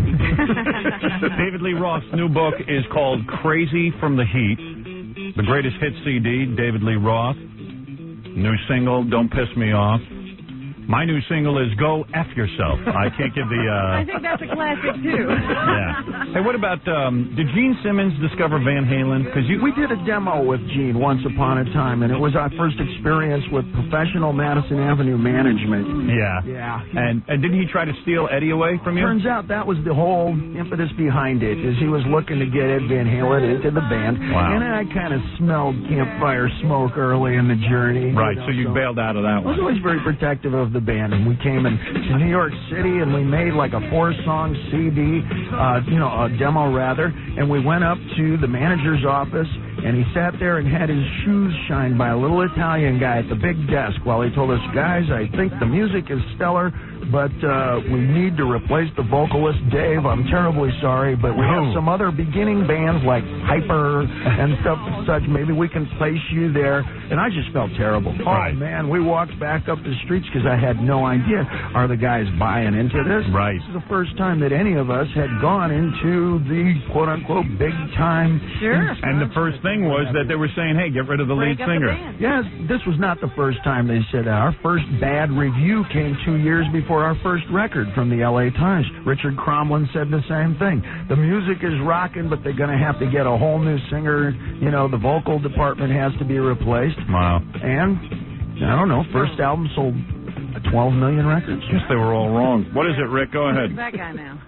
What's up? He's still in a little office. He's still getting his shoe shined by a little Italian guy. What's up? Yeah, Howard. Dave met my dad in 1985 at a karate tournament. Yeah. My dad told him to back out of the ring, him and his friend. Great, now I just forgot his friend's name. And he told him, it's cool, Gramps, it's cool. And I've never called anybody Gramps in my entire life. Well, because my dad, they call him the Fighting Grandpa, Dave. Do you remember him? Dude, you are being so cryptic. It's like wacky. What is your point? Well, I was just saying, they always say, rock stars don't have good memory, but Dave did. After 3 years, Dave met him at another tournament and walked up to him and started talking to him and remembered his name, where he met him. All right, so you're saying Dave was nice to your dad? Yeah. Gramps. Yeah. All right, good. Well, there you go. That's very nice. Lenny, quick, I got to do one more call. Go ahead. Sure. Dave, you're a great singer, but I think your time has come, pal. What do you mean by that? I would agree. My time is right now. That's why we're on the Howard Stern show. Arsenio's Hall first show, you said that the big Van Halen thing was all blowing up.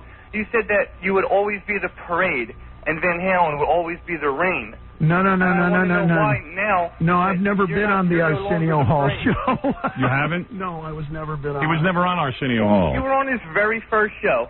Is that right? No. His very first Not true. show. Nope. I've Who never do they been have on you the confused with? Who do you think he has you confused with? I've never been on the Arsenio Hall show. Might have been the lead singer from Piper. His very first show.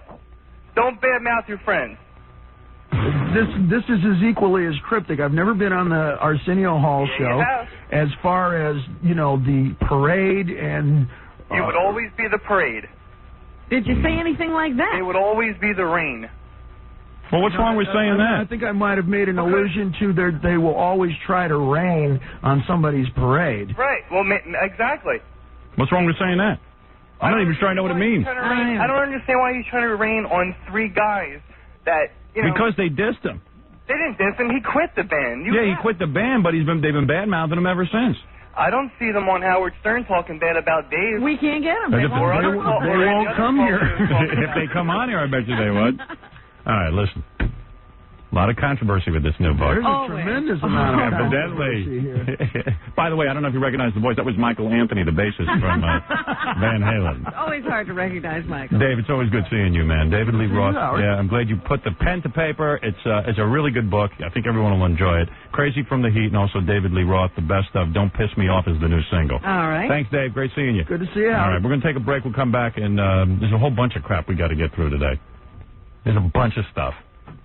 Hey, did you hear what I'm doing Halloween? What are you doing on Halloween? Having Kreskin in. He says he could take anybody off the street, bring him in here, and they can channel the voice of Sam Kinison. How's he do that? I have no idea. Do you believe that he can actually do it? Well, you want to come in and have him channeling through you? Through Dave. Some people maintain I already sound like that. Right. I'm going to have to get somebody with a more difficult case. Dave, there is a woman who says you were on Arsenio Hall. She says she saw you on there. Maybe you don't remember. About the Arsenio Hall. Yeah, Teresa, you saw Dave on Arsenio? Yes, and my brother has the tape, so I don't know what he's saying. He's on crazy. Arsenio Hall? Yeah. Why are you taking drugs? You don't remember? Well, he could be. After probably 1,500 various interviews in my lifetime, Listen, I'm going to send Howard one. the tape, and you're going to get busted. You're never going to be on his show again. On Arsenio show? On Arsenio? No, on your show. I don't want him on your show no more. Why? You don't like Dave? Because, Howard Stern's not a liar. Well, he's not. I don't think he's lying. Maybe he forgot. Maybe he's forgetting. I truly don't believe I've been on the Arsenio Hall show. Dude. Did you have sex with Dave and you're mad too? I'm too cute to have sex with him. If in fact I was, I certainly have forgotten, and I want to apologize to Arsenio right now. Right. How can you forget that experience? I know I've been on Arsenio Hall show. But you weren't on the Arsenio Hall. No, I wasn't. What was I on? You were on the Fox show that Joan Rivers left. I was on the very first Joan Rivers Fox show. The very first Joan Rivers show, which Arsenio took over. Maybe that's what they mean. I was on the very first show that Joan Rivers. Yeah, right, but not Arsenio show. And I remember that vividly because she said to me at the time, she said, they're holding up signs at the Van Halen shows these days that say, "Screw David Lee Roth." Is that advice? Well, whether you were on Arsenio Hall or not, it's okay with me. You can come back on the show. I'm not really that hung up on it. Anyway, listen, there's an army of ex-lovers out there who are obviously calling in. I'm very upset really? with it. David, they're upset that you left them. You're right. Dave, thanks for coming in, man. Good luck with the book. Thanks much. That's right. Crazy from the Heat, everybody. Yeah, baby. Hey, don't miss the E! show This week we got a whole bunch of cool stuff. Eric Roberts tonight litters our green room with fingernail clippings and snot rags. And has somebody blow drying his underarms, doesn't he? Had someone blow drying his underarms. That's right, and that's great. Also, Tuesday and Wednesday, Drew Carey talks about his favorite porn stars. In fact, catch a surprise message to Drew from the super hot Vivid Video Girls. They recorded a special message only to be seen on E. That's right. Oh, and he likes Vivid Video. That's right. We're going to have a big political debate on Thursday. With who and who? Well, that's just a little teaser. Oh. All right. Because I don't remember what that's about. And Friday, the episode you've been waiting for, the girl who walks down the street in lingerie with tampons in her nose. Oh, yes, you've got to see that. That is a great episode. That was funny. Yes, it was. Yes, yeah, it was. baby. Yeah. Oh, you know, in that article, yeah, baby. Yeah, baby. That article in the Post on Sunday where they were explaining why intelligent women liked you. Yes. All of the intelligent women said they do tune out at certain points. They don't like me that much. That was the funniest thing about it. Oh, yeah, we love Howard Stern, but sometimes we have to turn it off. Yeah, there's always a negative lining in every article about me that I think is going to be positive. Actually, that was like one of the most positive articles I'd ever read on me. Yes. But they also have to throw that in. We love him, but we could throw up from him, too. Let me tell you a funny story. So let's see, what was it? This was like Saturday afternoon. I get a call from Mike Ganji, which I'm not accustomed to. Mike Ganji. Was this an emergency? Yeah, he was down in Florida. We had sent him to cover the Billboard Radio Awards. I was nominated for some award, you know, like best radio guy or something. And, you know, I never go to those things because radio people sicken me. But I like to win the Billboard Award. Why not? I'm happy to win an award. So I said, well, if I win, let's send someone down there to make a speech like Marlon Brando did at the Academy Awards. Why not? So we all discussed it, and we agreed that Hank the Angry Drunken Dwarf is the best person for the job. Is the best guy for the job. Except stupid. So we call Hank, we line him up, we get him an airplane ticket down to Florida. Where was this, in Orlando, I think? Orlando, yeah. Now, Hank lives up in Boston. Yeah, so we got him an airplane ticket, and we dressed him up. We were going to dress him up as a gladiator. Had a gladiator outfit. Gladiator outfit, and he was going to get up and make one of his angry, drunken speeches. So Ganji calls me up. He goes, what are we going to do? Listen to this. Ganji, give us the history. Okay. Hank's been difficult from the beginning. Right. We book Hank on an 8 o'clock flight from Boston. Right. 8 in the morning? 8 at night. Oh, Friday night. Right. To Orlando. Right. Hank gets to the airport. We get to the airport. We arrive in Orlando. Let me put Hank on the phone. I got Hank on the phone, by the way. That's the award. Yeah. All right. You got to hear this. Because you got to. This is me on Saturday trying to scramble and figure out what to do. Hank. Yeah, Howard. Yeah, you drunk? No, I know you're pissed off at me, but No one could ever be. I just told Ganji you can't be pissed off at Hank because that's why Hank's funny. You like him because he's a drunk. Because he's a drunk. That's why he does the show. You blame the airlines for not letting me on the plane. Well, you can't be loaded when you. All right, well, listen to this. Let Ganji tell the story. So anyway, so we get down to Orlando, no sign of him. He's supposed to meet us there. Right. You know, no sign of him. So after an hour and a half of searching around for him, I get a hold of an airline representative who tells me that, you know, in confidence, that the reason my buddy did not get on the plane was that he was intoxicated and they refused to let him on. And that he lost his ticket. How funny is that? Lost his ticket? Yeah, that he lost his... Hank. He was intoxicated. What? I mean, how exciting. You were going to get to go to Florida and be on TV. Well, I wanted to go. but you had to get drunk before you left? No, it's just something that happened. He didn't have to get drunk. Well, Hank, you'd been drinking all day. What happened? Tell us what happened. I got up there. I was up there on time. I stopped. I had something to eat. Had you been drinking all day? Most of it. Yeah. And you probably figured because you drink so much, like, what would be the big deal? You get on the plane and you just be drunk. Yeah, but I've been on planes drunk before. Right. That's the only way to float. His big question was, can he drink on the plane, too? Oh, really? When he got there? He kept asking me, can I drink on the plane? Right. What? You can't be... How long is that flight to Orlando? Can't be without a drink for that time? He was screaming to us that the airline stole his ticket. Oh, was he? They stole his ticket from him. I'm not going to mention the airline's name. Don't do that. Tell me, well, how could the airline have stolen your ticket? Well, they did. They did. Why would they steal your ticket? You got to the air. No idea why they did that. So you'd been drinking all day. You get to the airport. Had you checked in? Yeah, I went right through the baggage counter where they, check your baggage for concealed weapons or whatever. Right. He must have stunk, too. Wait a minute. That's the thing that lets you into the airport. That's not checking in. Right. No. I was already into the airport. Right. We know you were in the airport. You went through where they check, they check your baggage. But did you give them a ticket at any point? When I got to the gate. Yeah. And you were loaded, and everyone could tell you were drunk? I don't know. Were you alone? Yeah. So you got this staggering dwarf. Hank, how many times do we go through with you the exact instructions what you should do? How many times do we say do not drink when you go on the plane? I don't know. About 100. Maybe. Yeah, Doug said they went through it with him 100 times. What did and everybody said to you, you cannot allow Hank to travel alone. Yeah, well, you know what? I explained to Ganji on the phone when he called me. I said, we just don't have a budget. We have a weird situation on this radio show. I'm sorry about that. Yeah, I know. Hold on for a second. Like, I've said this to Tom. Every time I need something for the show, like an airline ticket or something, I have to go to Tom and go, Tom, can we get this? And then Tom has to sit and go, well, I have to check, I have to think it over. Well, we should have on this show, and this is what I've explained, it's a budget. Every television show has a budget. Like Ricky Lake has a budget. Yeah. They fly people in, they have hotel rooms and this and that. Whatever the budget is, $10, $2 million, whatever it is, and then I have to sit there at the beginning of the year and go, you know what? I could spend the $2 million right now on getting Hank the Dwarf here and paying him $2 million, or I can spread it out throughout the year. I have no budget. So I can't, sit there and go, hey, I'm going to send a guy down to chaperone Hank and make sure he gets on the plane because this is going to be a really good bit. Mm-hmm. I got to go to Tom every time. And then Tom's going to go, I don't know if I like this bit. It's just like, that love doll thing I've ordered? I got to get the love doll on the plane. So right away, I go to Tom and I say, Tom, we need $400. Gary goes to him and says, we need $400 to fly the love doll here. And he's like, I don't know if I like that. It's a love doll. I don't know. It's first of all, every bit we do is something sexual. This is tasteless. I don't know if this station should be involved. I said, so Gary comes back, reports to me, and I know it's going to be another laborious conversation with Tom. I said, Gary, I'll just pay for it.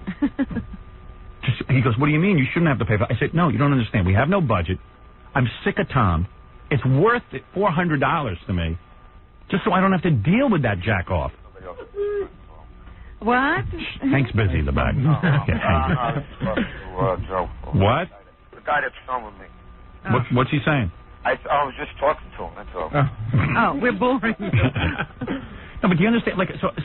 It's so ridiculous. So there was no chaperone for. It's like I'm like a kid who has to go to his dad for allowance, and everything I want my allowance for, my dad doesn't approve of. And then he's going to lecture you before he gives you the money. Yeah, and then he says, "Well, if I've got to talk to Howard about this," I said, "Gary, I can't take another conversation of Tom telling me how to do the love doll on the air. Just, you know what? Let's skip the love doll discussion and just pay for it, which feeds into Tom because Tom wants me paying for everything. So here I am nominated for the goddamn Billboard Award. I got Hank the Dwarf ready to go. I know the guy needs a chaperone, right. but I don't dare ask for it. Because these guys have dealt with him before as well, and they said, I don't know about him traveling by himself. Yeah, forget about it. It's so ridiculous. I was talking to his mom last night, and she said, if you do this again, you have to have a babysitter with Hank. Yeah, right. 35-year-old guy. Yeah, I know, but Hank needs a baby. Hank, you need a babysitter, right? No, I just need somebody to get me around. So. That's a babysitter. Yeah, that's called a babysitter. Whatever. We'll just ship him next time. Put him in cargo. You know what? If we could have put him in a stroller. That would have been good. Oh, it would have been great. Yeah. We could have had him in one of those. I traveled before on my own. Prams. You did travel before on your own? I went all the way to Texas and to San Antonio to the Little People Convention. You did go to the Little People Convention? About 3 years ago, yeah. And then I went to Mexico on my own. How long ago was that? 94. See, several years ago, you could travel on your own. Yeah. Today, you can't. So anyway, then we get, to make a long story short, Ganji calls me and goes, listen, Hank didn't make it on the plane, and now we got him on standby. So at 4 in the morning now, Ganji and I run back to the hotel, and we call the airline, and we find out there's a 10:30 flight. So we're on the phone with Hank, and it's like, he promises us he found a 7 o'clock bus to the airport. Right. So he says, I promise you, I will not go to sleep. I'll get on the bus. I'll be at the airport by 9, and that's it. So, let me get to that. Full sleep and misses the flight. So Right. another flight. That's Right. the second flight he missed. All right, so Ganji's on the phone to me now. We're scrambling because we had a whole good speech for Hank to give. And meanwhile, I won the award, so Hank, you would have been up there giving the speech. What was the award for? I don't know. You don't know. You get an award and you don't know what it is. No, but it's just funny. You get a plane ticket, you don't make the plane. We're Airlines for that. blame the airlines. I blame the airlines. We're peas of a pod. So anyway, you blame the airline for that. Hank, you're 35 years old. You should be able to get on a plane. Where Anyway. do you get all this money for drinks anyway? And meanwhile, I've been on. hey Hank, next time you go to a Little People's Convention, can we film that? Yeah. Well, you'd have to get their permission. Fine, we will. I didn't great. think he went anymore because he hated all those people. Yeah. Hey, how did what did you do? You sent a camera to that other guy? What? Guy that I was arguing with? Yeah, wait. Listen to this. So listen to this, because he'll get off on a tangent. Okay. Now what? So now Ganji says, well, what can we do? Ganji says, we got this stripper here. She could go up and accept the award. And it's kind of like, Casey Kasem is getting an award and all these people, like an honorary Allison Steele award and everything. First time they've ever issued it. And so it's a bunch of guys who take radio way too seriously. So I said to Ganji, okay, we'll have to make do with the stripper. So we come up with like a really good speech for the stripper. And I said to Doug, put me on the phone with the stripper. I'm going to rehearse her. Because strippers, I know what's going to happen. They get up there and they can't read. Or they get nervous and they just blow it. Just lose it. Yeah. So Doug says, I said, Doug, first take a look at her, see what she looks like. She looked really great. Comes in the room. They put her on the phone with me. And I say to the stripper, listen, I'm going to be honest with you. I got to rehearse this with you. We wrote this speech. And all she had to do was get up and say, listen, guys, Howard can't be here. But I tell you what, I'm a stripper. And because he won, I think you should be rewarded with some nudity. I'm going to show you guys my left breast. I can't decide. Should I show you my left breast or my right breast? You tell me which one's prettier. One of these kind of bits, right? It was written down for her. She reads it to me on the phone. Doug gives me perfect? No. Doug gives me back the phone, and I go, listen, Doug. She's having trouble. She's reading too fast. She's got to slow down. And she's got to get this together. She's garbling the last sentence. The last sentence is real funny. So he says, look, but do you think she's workable? I go, okay, what choice do we have? It ain't Hank has left us in the lurch. Hank's left us in the lurch. This is my weekend. And I know Ganji felt bad every time he calls my house. How many calls did you get? Because Ganji had to wake me up. Saturday afternoon is my one day to nap. I never nap during the week. I nap on Saturday. I didn't know that. That is what I look most forward to on Saturdays, my nap. Nappy on Saturday. My wife wakes me up from the nap. I'm in a dead cold sleep. And I'm like, what? How dare you? I'm yelling at her. She goes, it's Ganji. I go, Ganji. And you're the last person. And we try everybody first. I know. You're the last person we want to call. Well, Ganji had Laura, my assistant, call the house to get me woken up because he didn't want to wake me up. Right. Yeah. It was like a whole parade of people angling how to wake me up. We called about 15 people all day. Yeah. Oh, my wife called hell. And I said, but she said, did I do the right thing? I said, yeah, you did. I mean, I got to take care of this. But you got to take this, too. Yeah. But I got to yell at you because she woke me up. I was so out of it. I was like, whoa. Like, I immediately, I went, my one day to sleep. My one day to sleep. And I started screaming. And I think you pretty much said to me on the phone, just take care of it. Call me back later. Right. Yeah, I mean, I was just like so annoyed. I was just like, just shut up. All because of Hank. All because of Hank. Hank, you see what problems you caused? See, Hank? My beauty sleep was interrupted. Look at all the commotion. He likes it, though, Hank. You were sleeping, Howard was. Right. Yeah, he slept like a drunken dwarf. So anyway, we get to the award ceremony that night, and sure enough, I win. Is this like tables and dinner? Well, we've got it all on tape, too. Okay. Videotape as well as audio. Well, so you said, when we talked on the phone, you said to rehearse her. We rehearsed her. She read it about 6 or 7 times. She actually memorized it. Right. I don't know why she did that. She said, I want to memorize it. But she did have the speech in hand. She read it for us 6 or 7 times. Goes up to accept the award. What do you think happened? She didn't say anything that you wrote for her. Didn't say. She forgot the entire speech. Did she have it there in front of her? Yeah. Was she drinking? And she couldn't reach. She went like humana, and ran off the stage. Just grabbed it. Grabbed it and ran. What happened was that nobody was giving acceptance speeches, so she would have been the first one. Right. So what? Yeah. I think got nervous and was like a deer. And Casey Kasem didn't give an acceptance speech? Well, no. This was before any. This was before I see. anybody. I said. see. She would have been the first one. Anyway, I have tape. Hank, you want to hear the tape? What's that? Hey, Howard. Yeah, all right, play the tape. All right. I know you mean. Hank would have been, it would have been so phenomenal. I know. Hank, it would have been a big moment for you. It would have been phenomenal. You really blew it. You blew it. You really let us down. A lot of times, so. What? That I screwed up a lot of times. Oh, so this is nothing. This is nothing new. Yeah, about 50 this week. You're telling me you haven't had a drink today? No, I don't have any booze. Wow. Oh, you know what else, Howard? What? He told me that because of this incident, he might try to stop drinking. Really? Right. Don't do that. He's never going to show again. No offense, Hank, you're not all that funny right now. You're not. What? Why are you roasted if I'm not that funny? Because you're much funnier when you're drunk. Oh. All I know. That didn't What? What? I said I am hungover, if that's any help. You're still hungover. When did you have your last drink? For a guy who stopped drinking, he's hungover. When did you have your last drink? Oh, about 1 o'clock last night. Oh. Shit. Don't worry, he ain't stopping. All right, anyway, so what is this? It's been about 8 hours. All right, listen, what is the first tape we're going to hear? The first tape is when... The announcement? What announcement is this? Is this me winning? This is... Yeah, okay. Yeah, this is me winning. When you win. All right, let's see what it sounds like. Hank, you listen in. I'm listening. Okay. I think this is tape 1, I hope. We don't have the stripper on the phone to find out what her problem was. Well, we'll get her next. Be an interesting story. What the hell is That's it? scary. It says Billboard Awards. I don't know what machine it's on. He won't give me that. Okay, it's on tape 2. Here we go. Our next category is nationally syndicated air personality of the year.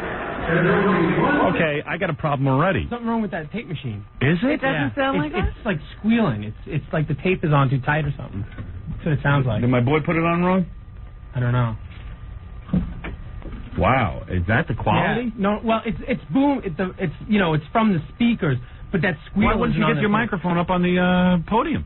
Because they wouldn't let us. Oh, they wouldn't? They wouldn't let us. No, we tried. Uh-oh. I can see already this bit's going to go nowhere. Maybe Hank's not being there doesn't matter. Maybe Hank was smart not to go. I got Ganji taping it. Dougie, why don't you, there's ways of getting audio, tapping into their audio. We tried. They wouldn't let us. They didn't give us permission. We tried. Really? Believe me. They said no. They said flat out no. Wow. I think what about getting your what about using a boom? We did. This is the boom mic. What about why put the boom near the speaker? Why not put the boom near the person speaking? You can't shove because we're down. The stage is up here. You're not going to shove it in his face, in Casey's face. Why not? I don't know. I don't think usually that's not acceptable. I got a feeling we ain't going to be able to listen to this. Well, hers is fine. We had her mic. We had her, mic.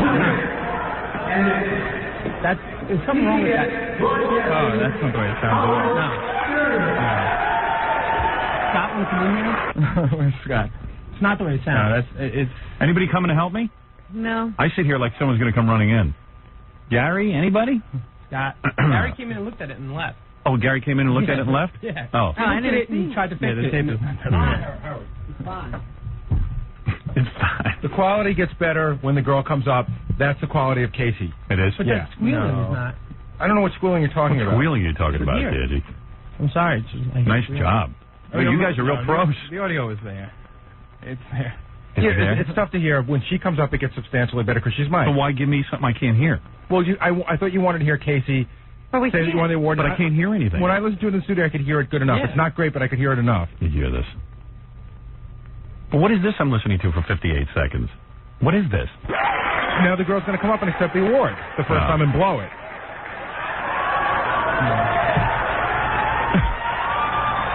This is 58 seconds. Howard Stern, I'd just like to say, Wait, there is something going on with this tape. There's something Nice job. No, there's something weird going on with this tape, Howard. Yeah, it doesn't sound like that. Definitely not on. You should put it on a different machine, Gary. I didn't hear it at first, Howard. Baba Booey. You're Scott. Scott, the engineer. Every day I have this. And he just shrugs his shoulders. Yeah.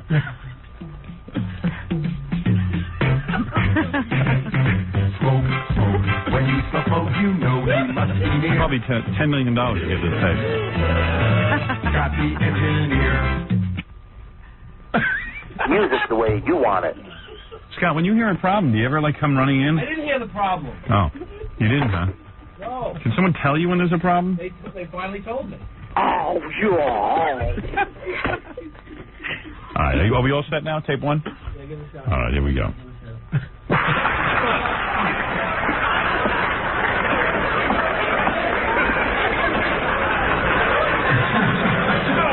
Now, what's going on now? She went up and you missed her speech. Oh, we're behind. We're at past where. Scott, can you rewind it to the beginning? They introduced the all right, that's all right. We'll take it from the top. I'm ready to kill just about anyone associated with this program. I won't go to New York for a long time.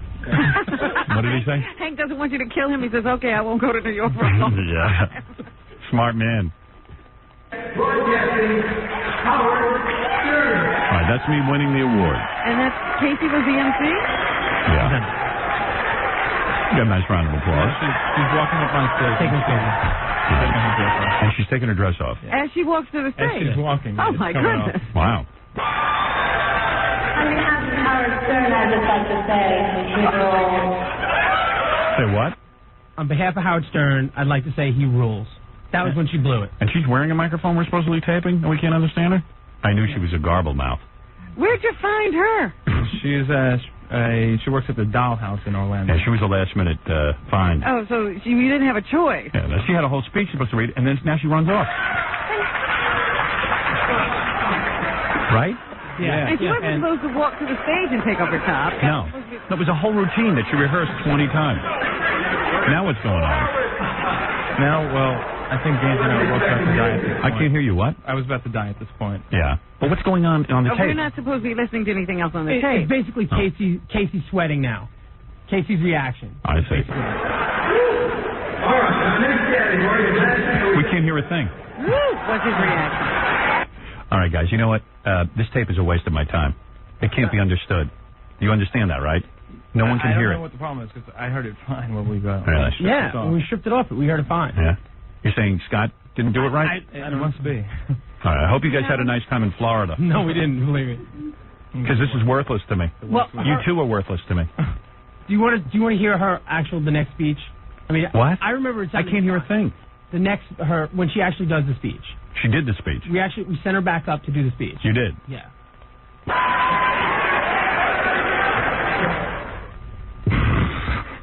Nice piece of tape.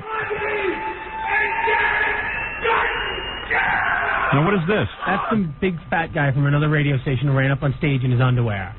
And he didn't win anything. No, he didn't win anything. That's why I don't go to radio award conventions. Some fat disc jockey. What's his name? Uncle Fester. Uncle Fester. He ran up on stage and started screaming into the microphone. Wait a minute. I'm in a profession with a guy named Uncle Fester. Yeah. How you like them apples? Casey Kasem was getting teary-eyed during his award. Oh, my That's a guy who counts backwards for a living. And he's all impressed. Works with Uncle Fester. Yeah, and he works with Uncle Fester. And Uncle Fester's in his underwear screaming. Really hugely fat, like Chris Farley fat. Really? In tighty-whitey underwear. You know, those little tiny... Wow.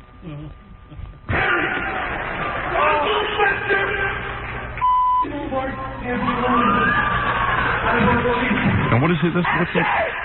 Oh, the Howard Stern is back. I got you, bitch.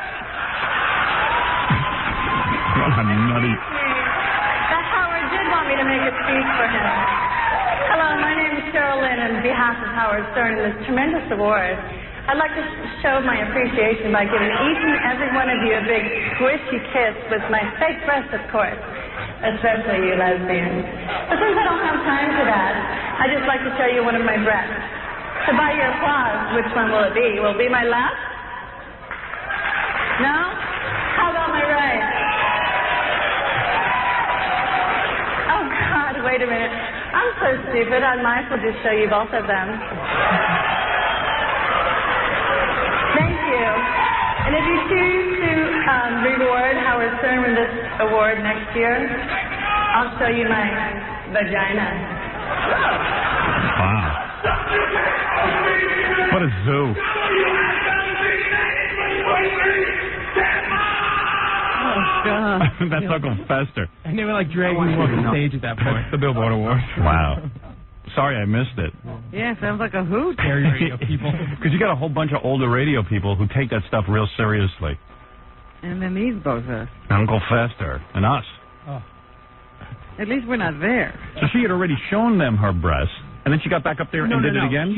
She went up in bikini, Right. a thong bikini. Right. And then that's when she said Howard rules and walked off. Oh, so when she kept took her- off her dress, she had had on the a thong bikini. bikini. Right. Ah, I see. Now we get it. Right. And then the second time she went out and showed her breasts. Radio is great. Uncle Fester's a general manager. He's not even an air personality. Hey, now. You know who was the scariest? Here's guy? the stripper. I got to find out what happened with her. Cheryl? Yes. Hi. Hi. So what happened? You went up. We had rehearsed and everything. And then what happened? You got nervous? Well, sort of, but not really. Are you on a speakerphone? Hello? Are you on a speakerphone? Yes. Can you just pick up the phone? Hold on. Hello? Hi. That's a lot better. Okay. What happened? You got real nervous. Well, actually, they weren't allowing anybody to accept speeches.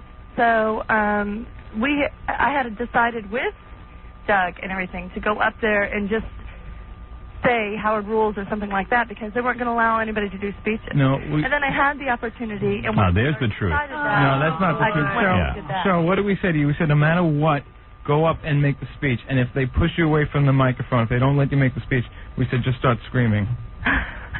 Howard rules, or just something. Did you have sex with Doug? Well, I put it back up. No. No. But did we not say to you, no matter what, go up and prepare to make that speech? No.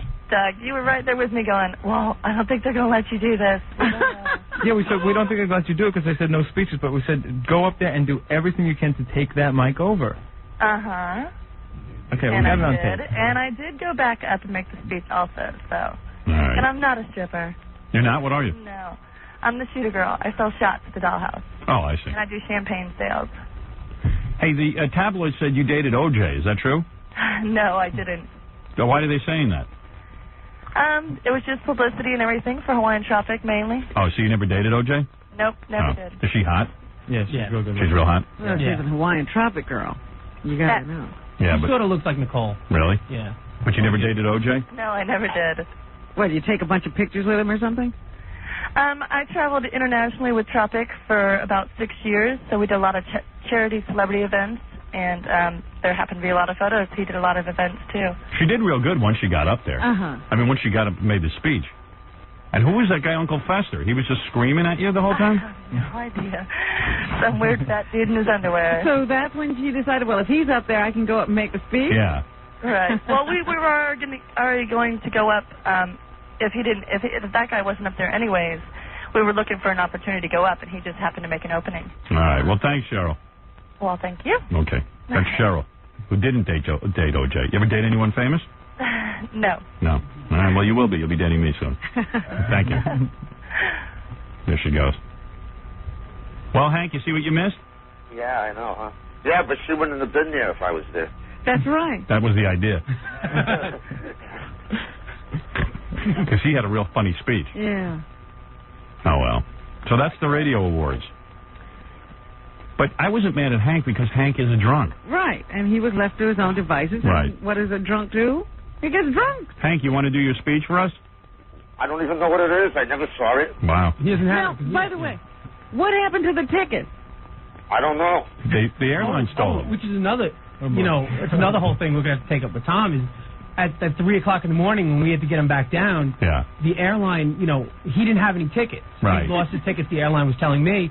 So I had to buy a new ticket to get him down. Right. I mean, it was 3 o'clock in the morning. Who am I going to call then? Yeah. So I had to decide that I had to buy a new Good ticket. luck. So, I mean... Deal with Tom. It's ridiculous. It's like dealing with Tom is the hard part. Well, whatever. Whoever you have dealing with Hank is the hard part. You've got to. You don't deal with Tom. I'm telling you. I'd rather deal with an angry, drunken dwarf than Tom. I'm just wondering, how do you? I mean, you lose your ticket? I don't know. He probably cashed them in. No, I didn't. But after Hank missed the first flight on Friday night, He didn't even bother calling us. That's it. He just right. Well, I didn't know where you were. You had our phone number. He lost those too. Every time he go, all right, hold on, let me get a pen and write things down. And he'd go to write things down, and then we go, Hank, all right, read that back to us. And he read it totally wrong. Right. I do have one question for Hank, because we were trying to get Hank down here this morning. Yeah. We couldn't wire him up any money. It's a $40 for a bus ticket. Right. And he leaves me a message that says, $59 trip. I can't afford it. I don't have any money. And my question is, where do you get all this money to drink? I mean, you got to buy these drinks. Yeah, but that doesn't cost no $50, $60. It seems to with you. Yeah. Oh, here's Tom. What is it, Tom? Please, I'm annoyed by you. When am I going to have a budget on this show? I don't have to come to you like a baby every time I need something. What is it? I mean, the budget is, if it makes sense, we do it. If we do it. If it makes sense, we do it. Nothing ever makes sense to you. That's not true. Okay. I cannot, although I had a very brief conversation, and Gary had some vague recollection of something where I said no. Right. But I can't remember ever saying no. So we don't want to have to go to you. Why should we have to go to you? You don't trust me? Because you're not spending your money. What do you mean I'm not spending money? Yeah, right. I trust you, but I trust So you. give me a budget. What is the show's budget? Like Ricky Lake has a budget. The same way it works at the radio station. Yeah. Yeah. What? People have ideas. We decide to spend money, and I have to approve the money. No, not people have ideas. I have ideas. I'm talking, and then we decide to go do it. So just give me a budget. I'll be in charge of the show, not you. That's not the way it works. Okay, fine. Well, I'm telling you, it's stupid. Okay. It's crazy. Well, I'm wrong to you, but I'm not wrong to me. Right. All right? Okay. Like, if I want to, let's say I find a comedian, I want him to come in or something, I got to go to Tom. And then say, I have an idea. Yeah, and then Tom's going to go look at the budget. Wait a minute. Gary comes to me, and 9 times out of 10... Really? I say, yes, go ahead and do it. Yeah, but like Ricky Lake has a budget to bring people in. They don't have to go to some guy every time. But don't you think there's an executive producer or somebody at Ricky Lake who's in control? Like me. I'm the executive producer. Ricky Lake is not the executive producer of the Ricky Lake show. No, but whoever the executive producer is the guy in charge of the budget. Right. Yeah. We don't want you in charge of the budget is what we're saying. Tom is generally pretty good, and eventually he'll say yes, but sometimes... No, but Tom is the kind of guy like, I want to speak to Howard about the love doll. We always get to a point in the meeting. So you know what? I'll pay for it. I'd rather not talk to you. We always get to a point in the meeting where Gary says, well, then that means we're going to have to talk to Tom. Yeah, and that's your trick to get me to pay for stuff. No, it's not. Yes, it is. I know what it is. Because what are you going to tell me? What are you going to tell me? You're going to give me a lecture about not to what? To have sex with the love doll? Of course I'm going to have sex with the love doll. I'm not going to listen to you. So I'd rather just pay for it. Tom goes, don't have sex with the love doll. Well, Tom, what am I going to do with the love doll? Date her? I mean, it's stupid. I'd pay $1 million to avoid an 8-minute conversation with you. I don't want it. I don't want to have the conversation anymore. I know what I got to do. We all have our crosses to bear. All right. Come on. You can leave now. You're mine. All right. And then you're paying for all of Hank's mistakes. Let him do that. Gary came to me and said, Hank, they want to send Hank to Florida. I said, okay. All right. Okay. That was an easy one. That was easy. Yeah. No doubt about it. What about the second ticket? By the way, and the next time you hear that, say no. Because these guys can't even tape it properly. Well, if you tell me when you want me to say yes or no, then I'd know. But I want to talk to you. That's the problem. Just know what I want. Email me. All right, I will. All right, there's Tom Tucson, everybody. Tough job. All right. He's got to interpret my every need. There he goes. What the dillio? All right, Hank. All right. What are you wearing right now? What happened? Yeah, you even had to rent a costume. Yeah. What are you wearing? Negligee. A negligee? Oh, I'm only kidding. Just a T-shirt and jeans. All right. Where do you go to buy clothes? Oh, I have people give them to me. But it's little kids' clothes, right? No, it's just that I have to get the pants altered. T-shirts are usually regular. Those tiny jeans you have aren't little kids' jeans? No, they just have to be, it's like I would take like a wider, like in the waist area, whatever they call it. You know those are little kids' jeans. And what about your T-shirts and stuff? Aren't those from the baby shop? Out of here. I have shirts that are too large for me. Can the E-Show go shopping with you today? Yes, but you didn't do... What? What do they want to For like pants and shirts and stuff? In the last 2 years, I don't know how many clothes I've lost. That jacket's stolen from me. Who's stealing Kid? Don't you think you get so drunk that, like, you lost your airline ticket and you lose your clothes? That's possible. Yeah. Stolen. Everything's stolen. Yeah. If you guys passed out. No, can we watch you go shopping for clothes? Because I'd love to see them all. Yeah, why don't you guys go shoot a Hank the Dwarf shopping spree? Okay. All right. Are you going to pay for my clothes? Yeah. Yeah, well, you'll get some clothes out of it. Yeah, Tom will buy them. All right, man. Later. All right, take care. I'm sorry, man. Okay. I am. That's all right. All right. That's all right. You were funny. All right. Bye. All right, thanks a lot. Bye. Almost better that Hank didn't make it. His response was, I'm sorry, but I don't care what you guys think about me. Oh, yeah, well, here's the message he left Gary. Oh, he left the message in Gary's machine? Yeah, look, this is Hank. I cannot get to New York. I don't have any money, and I couldn't find anybody to give me a ride. I don't care what you think about me anymore. I shouldn't say it that way, but what it is that I just can't get a ride, or I can't get any money for a bus. I will call you tomorrow. If you don't want to talk to me, that's up to you. Yeah, we just spent $800 on him. Yeah, I mean, a fortune. So that message to Gary is like ridiculous because we told Hank 100 times, no matter what, give Ganji or myself the status report. So he doesn't call us, he calls. Yeah, all right. Well, listen, he's a drunk. I mean, he's drunk every minute of his life. 2-year-old is more responsible. Right. Amazing. I know. All right, guys, there it is, the report from Florida. I am the proud recipient of the Billboard Radio Award. Oh, there's one more funny thing. Yeah. So our flight back, we had the Connecticut Special Olympics team on our flight. Oh. Just to top it off. Oh, man. It was like 50 people with Down syndrome. It was interesting. Wow. And did Ganji accidentally get confused with those kids? Yeah, they tried to shuttle me out. Yeah. The guys were complaining this morning. They said that all the kids with Down syndrome kept flicking the lights off and on and playing with all the ding-dongs. Oh, really? Oh, Yeah. really? They were all like taking pictures of each other. Right. And they all had the Mickey Mouse ear hats on. All of them smarter than Hank. Oh, yeah. Yeah. Because they made the plane. They made the plane. Their tickets didn't get stolen. Robin, when we come back, I got to do a quick breast exam. There's about 900 people on the phone. We got to do the news. There's a very busy day going on here. 900 degrees. 900 degrees. Right? You should say. It's really hot in here, isn't it? Aren't we on the sun? Yeah, we're actually broadcasting from the sun. Jackie Penhouse, Stroke Page Martling, his 2 funny dirty joke CDs, The Joke Man and Sergeant Pecker, are only $12 plus $4 U.S. shipping. Cassettes and videos, buy 2, get 1 free. Call 1-800-323-KING. Saturday, October 25 at the Comedy Palace in Andover, Mass. For more information and nasty jokes, visit jokeland.com. Do you hear that noise? Yeah. I think it's coming from the E-camera. Excellent. Yeah. You think so? No. Well, it's Whatever it is, it stopped. I found it. Oh, that was you? Yeah, it was one of these little discs for some reason. Once in a blue moon, it'll make a noise. All right. Anyway, Gary just presented me with a problem. There's a girl here for a breast exam. I'll do that in 1 second, but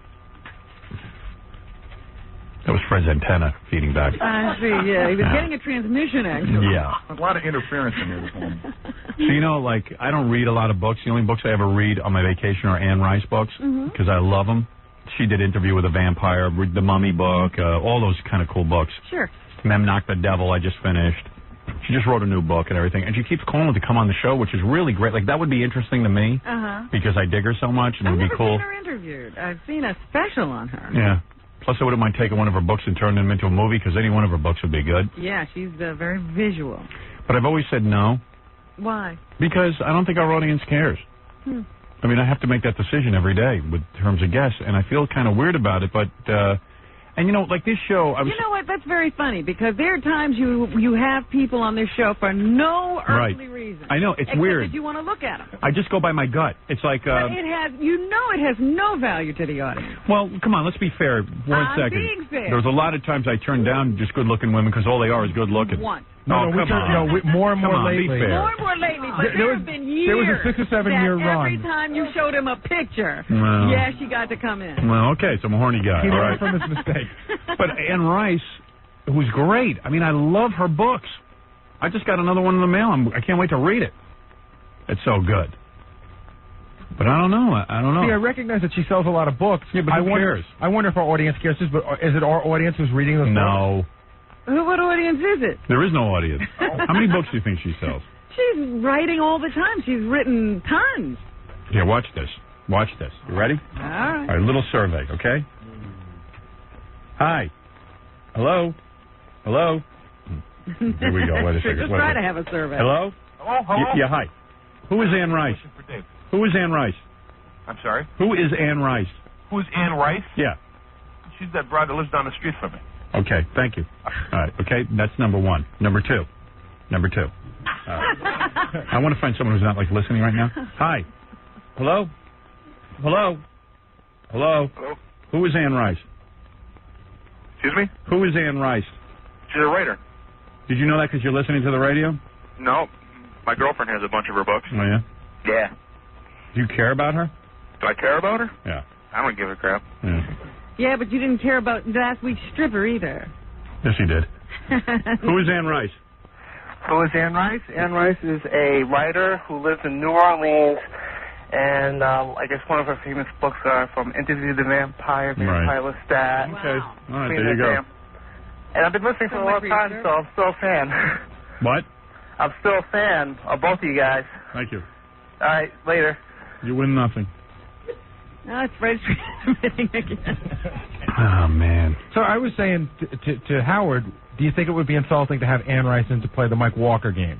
Is that an insult to Ann Rice? Yeah, because Ann Rice is going to come in and play the game, and then I'm going to be done with her, and she's going to be like, well, what happened to my big interview? Of course that's And an she's going to insult. fly all the way in. I mean, I would have her on for a minute or two, but I'm not, like, the Today Show can have someone on for a minute or two. On this show, people, if they don't sit here for an hour and a half, they get hear insulted. everybody else getting a Right. 20, 30-minute interview. Right. I know. Hank the Angry Dwarf got a half an hour. How do you That's top right. that? How do you top that? But Hank's funny. I agree. Hank's creative. Is Ann Rice going to be drunk? I doubt it. Well, she doesn't drink anymore. She used to. Oh, she did? Oh, yeah. And then that's when I wanted her. See, like, even the whole vampire thing, I think that's all based on her upbringing. Her mother was an alcoholic. Oh, really? Who slept all day and stayed up at night. I'll tell you, Howard, they sent us some books, and a couple of them were books on tapes, and a couple of her books I listened to that weren't the vampire ones. Yeah. Are really, she writes like this pretty erotic stuff. Yeah, She wrote sexy erotic She stuff. wrote the stuff about this guy who was like a children's author, and he started having sex with this 15-year-old girl. I know. She wrote all those other books under a different name. Erotic books. Yeah, erotic books, but like Cinderella or Sleeping Beauty or whatever it was. I never read them. Yeah, she's a brilliant woman. She's a brilliant writer. I love her. But I say no. I just say people don't care. People don't want to sit and hear about authors. Unless they're me. Well, the sad thing is when he was taking people who nobody cared about, she wouldn't have gotten on either. Exactly. At least I'm consistent. Because I know, like, some comedians, agents have called here and said, I can't believe you won't have my comedian on. Right. But you give an hour and a half to Vinny Mazzio Jr. I go, well, Vinny's funny. All right. So I got to say no, even though tell her I love her work. I understand. You know, I'm not Oprah. This isn't the book club. Oprah wouldn't have her on. Right. Because her message isn't positive. That's right. She even was upset with Tom Cruise for being in the movie. Yeah. But she'd have him on. Right. Oprah didn't think Tom Cruise should be in a vampire movie. Because Oprah thinks vampires and movies are real. How did this role change you? He goes, I was acting. Yeah. No, it made me a vampire. You stupid broad. Why don't you go home and get more diet advice? You big fatso. Yeah, she was like mad because I can't believe you did that movie Interview with a Vampire. That was very negative. I just think it was too dark. Yeah, well. And evil. I really do believe there's evil. Oh, she's stupid. It's so annoying that she's so rich. Do you hate when rich people are stupid? Well, there's a lot of rich stupid. Oh, it's just, I don't mind a smart guy making money. We just got to get used to that idea. I can deal with Bill Gates. He at least understands how to work a computer. Yeah, he knows something. Yeah. There's a reason he has all that money. There's so many good phone callers on. So many weird people out there. There's some guy, he had his dog's sperm frozen. Oh. Now, do you and know... then he had him fixed or something? First of all, do you know that a lot of people are into this? Let me get this guy on the phone if he's still there. David, you there? Yeah, I'm here. Hi. Hi. All right. When you go to get your dog's sperm frozen, because your dog was too old and you wanted it to have puppies or something? Right. Right. So, listen to this. There are like tons of people who do this now. What are you talking about? The dog was Breeders. too old. Well, the dog was too old to mount a dog, a she-bitch. Right. So you take your dog to the doctor and they masturbate the dog.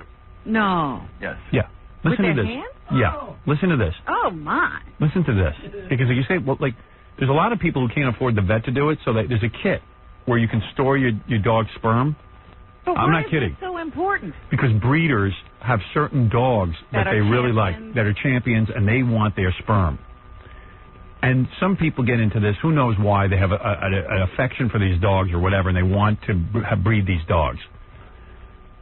They give you a kit so you can capture the sperm, and the vet says to you, go capture the sperm. And people go, well, how do I get the sperm out of the dog? And they're like, well, use your imagination.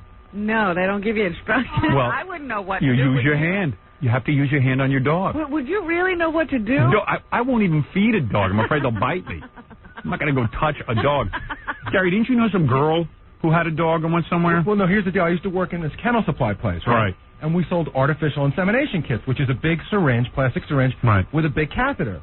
And step one, it said, place the sperm in the syringe, and then it told you what to do after that. And people would always ask me, why do you get the sperm in? I'd be like, well, hey, what, I got to show you? Yeah, I mean, yeah. You figure it out. Show the dog some pictures. Because it doesn't say in the kit how to get the sperm. They just figure you have it already.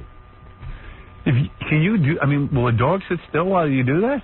I don't know. Well, I suppose. But a dog isn't even exposed. I mean, don't you have to do something to make the little Well, thing yeah, pop you out have to. to That's begin what I'm with? saying. What are you talking about? A dog isn't exposed. You never saw a dog's wiener? Yeah, but it comes out of Right. It's Yeah. covered in... Well, like I mean, you a could... lipstick that comes out of there type of thing. Right. You know what I'm talking Well, about. they're uncircumcised. No, it's like... They have a whole skin sheath. Yeah. That goes like a over. case. Oh, hard topic to talk about. Actually, the way it's done is they have a dog in heat there. And my dog actually stuck its nose in the tail of the dog in heat. Yeah. Oh, While he did that, a veterinarian actually went at my dog. Oh. So you're telling me they got a female dog there that the dog can sniff. Right. And that gets him aroused. Right. And then the doctor works on the dog. Exactly. That's what he does. And you That's watch so the gay. whole thing? Oh, yeah. It's like milking a cow. Do you think the veterinarian Was the vet getting into it? The vet was happy to help me out and help the dog out. And just how great is your dog? He's a great dog. Why do you need your dog to have puppies? Is it a special kind of dog? He's just a great golden retriever, beautiful color, just has a great personality. Was that important to you? Yeah, he's that important to me. Are you a breeder? I'm not a breeder. No, I just wanted to have his puppies, and he's getting old, and it was just, So what are you going to do? So you can't find a mate for your? So what did you impregnate some dog yet? Well, we went through the whole process, and they froze the sperm, and the sperm actually died in the freeze. Oh man! After all that, the poor vet. After all that, well, yeah. So I'm hoping actually to do artificial insemination. I need a golden retriever right there after we take out the sperm. Why can't you, and he's so old he can't mount a girl? Right, yeah, his hips are shot. Wow. My wife's hips are shot. I haven't mounted her in a month. Right. So my hope is to actually find a golden out there. That's Can you imagine that there are doctors out there that consider this important? Yeah. Do you think a vet has to take a class on how to do this? Or you just knows? No, I think they got to learn it. Absolutely. You got to get taught that kind. Who would know that? That's not by instinct. That goes against human This nature. is very funny. Now I'm thinking about horses because I hear about all kinds of horses. Like these great race horses that they put out to stud after a certain point. And, everybody pays hundreds of thousands of dollars to have their mares go visit this horse. You can And then understand the that. horse, Yeah. But the horse then can't. Do it? Yeah, he doesn't have what it takes. Wow. And they just leave the horse alone. I will tell you that when I was a kid, you know how you and your buddies would hang around when you're younger, and always somebody's dad had porno films? Yeah. One of my friend's dad, we found a porno film of a woman with a horse, and she was doing that. Yeah. Yeah. It was I've really seen that, too. pretty amazing. I got tons of that stuff. I mean, but they don't do that with racehorses. They No. just say, oh, well, he's a dud. All right. Hey, thanks, man. Oh, so what do you want us to do? Help you find a mate for your dog or something? Yeah, I was hoping you guys could find a mate, like a great golden retriever or a female that. Well, if anyone calls us, I'll let you know. Yeah, please All right, do. man. Bye. Okay, thanks. I think that would be pretty easy. No, he's got to have a great golden Yeah, retriever. but how are you going to know? Great gold. I don't know. I just thought that was funny. Hey, John, this is John. What are you claiming? You were raped by Mexicans? Yeah. What? How did that happen? Well, okay, I was working, I was living in New Hope. I don't know if I should be saying this kind of stuff. But what happened is that I got real screwed up one night. And, well, you know, next morning I knew I was in the middle of a restaurant behind my place. Are you gay? Huh? Are you gay? Far from it. And you got what? You got high on something? Yeah. What? And I don't even remember anything. I was at one bar and I just don't remember the rest of what I found. We're covered with male Yeah. waste? Well, no, I mean, male, what do you call that stuff? No. What is the FCC happy with these days? It was covered with crap. You know, my jeans were off. And your jeans were off. Yeah. And what they found the next day when I got to talk to some people that worked at this restaurant, they said that there were lime juice bottles used and a bottle of Goldschlager. Oh, please. You were raped with the Mexicans? Well, they live downstairs from the restaurant, and it's like they're taking over all of New Hope. So they Yeah, but you don't know what happened to you. No, but but no. I just wanted to. First of all, I wanted to thank you. You know, 4 years ago, my ex-fiance passed away, and you're the only person that kept me alive. Really? Yeah. I think this guy's for real. I mean, I think he's saying that I'm definitely for real, as a matter of fact. Oh, I believe he's for real, but he doesn't know that the Mexicans did it. Yeah, well, my girlfriend, when we were living together, I mean, this happened. Oh, wait a second. This is getting crazy. You went out one night. You were really high. Yeah. And you woke up in an alley. No, and arrested by Goldschlager and lime juice bottles. Lime juice bottles. Yeah.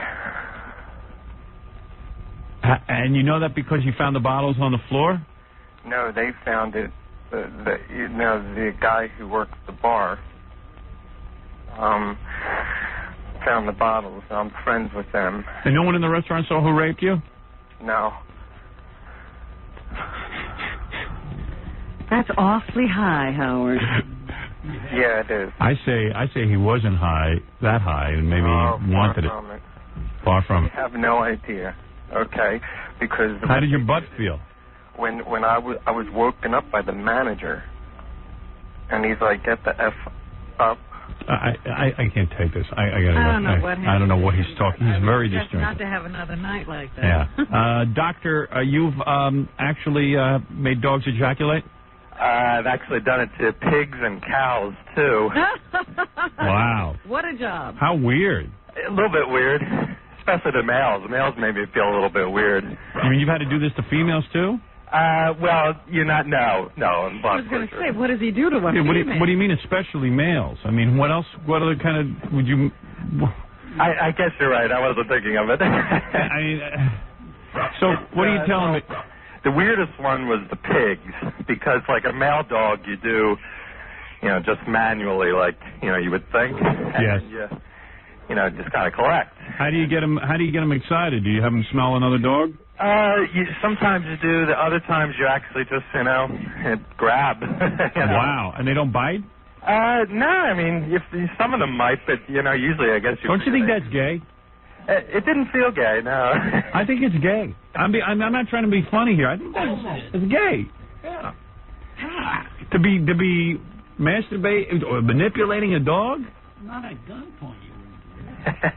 Well, I had to. I would have gotten a bad grade in this course. Oh, I see. Everybody had to do it. Oh, you had to do it in school? Yeah. Oh, you do learn it in school? Oh, yeah. Now, why was the pig difficult? Well, they give you this metal probe that's attached to a electric unit. Oh.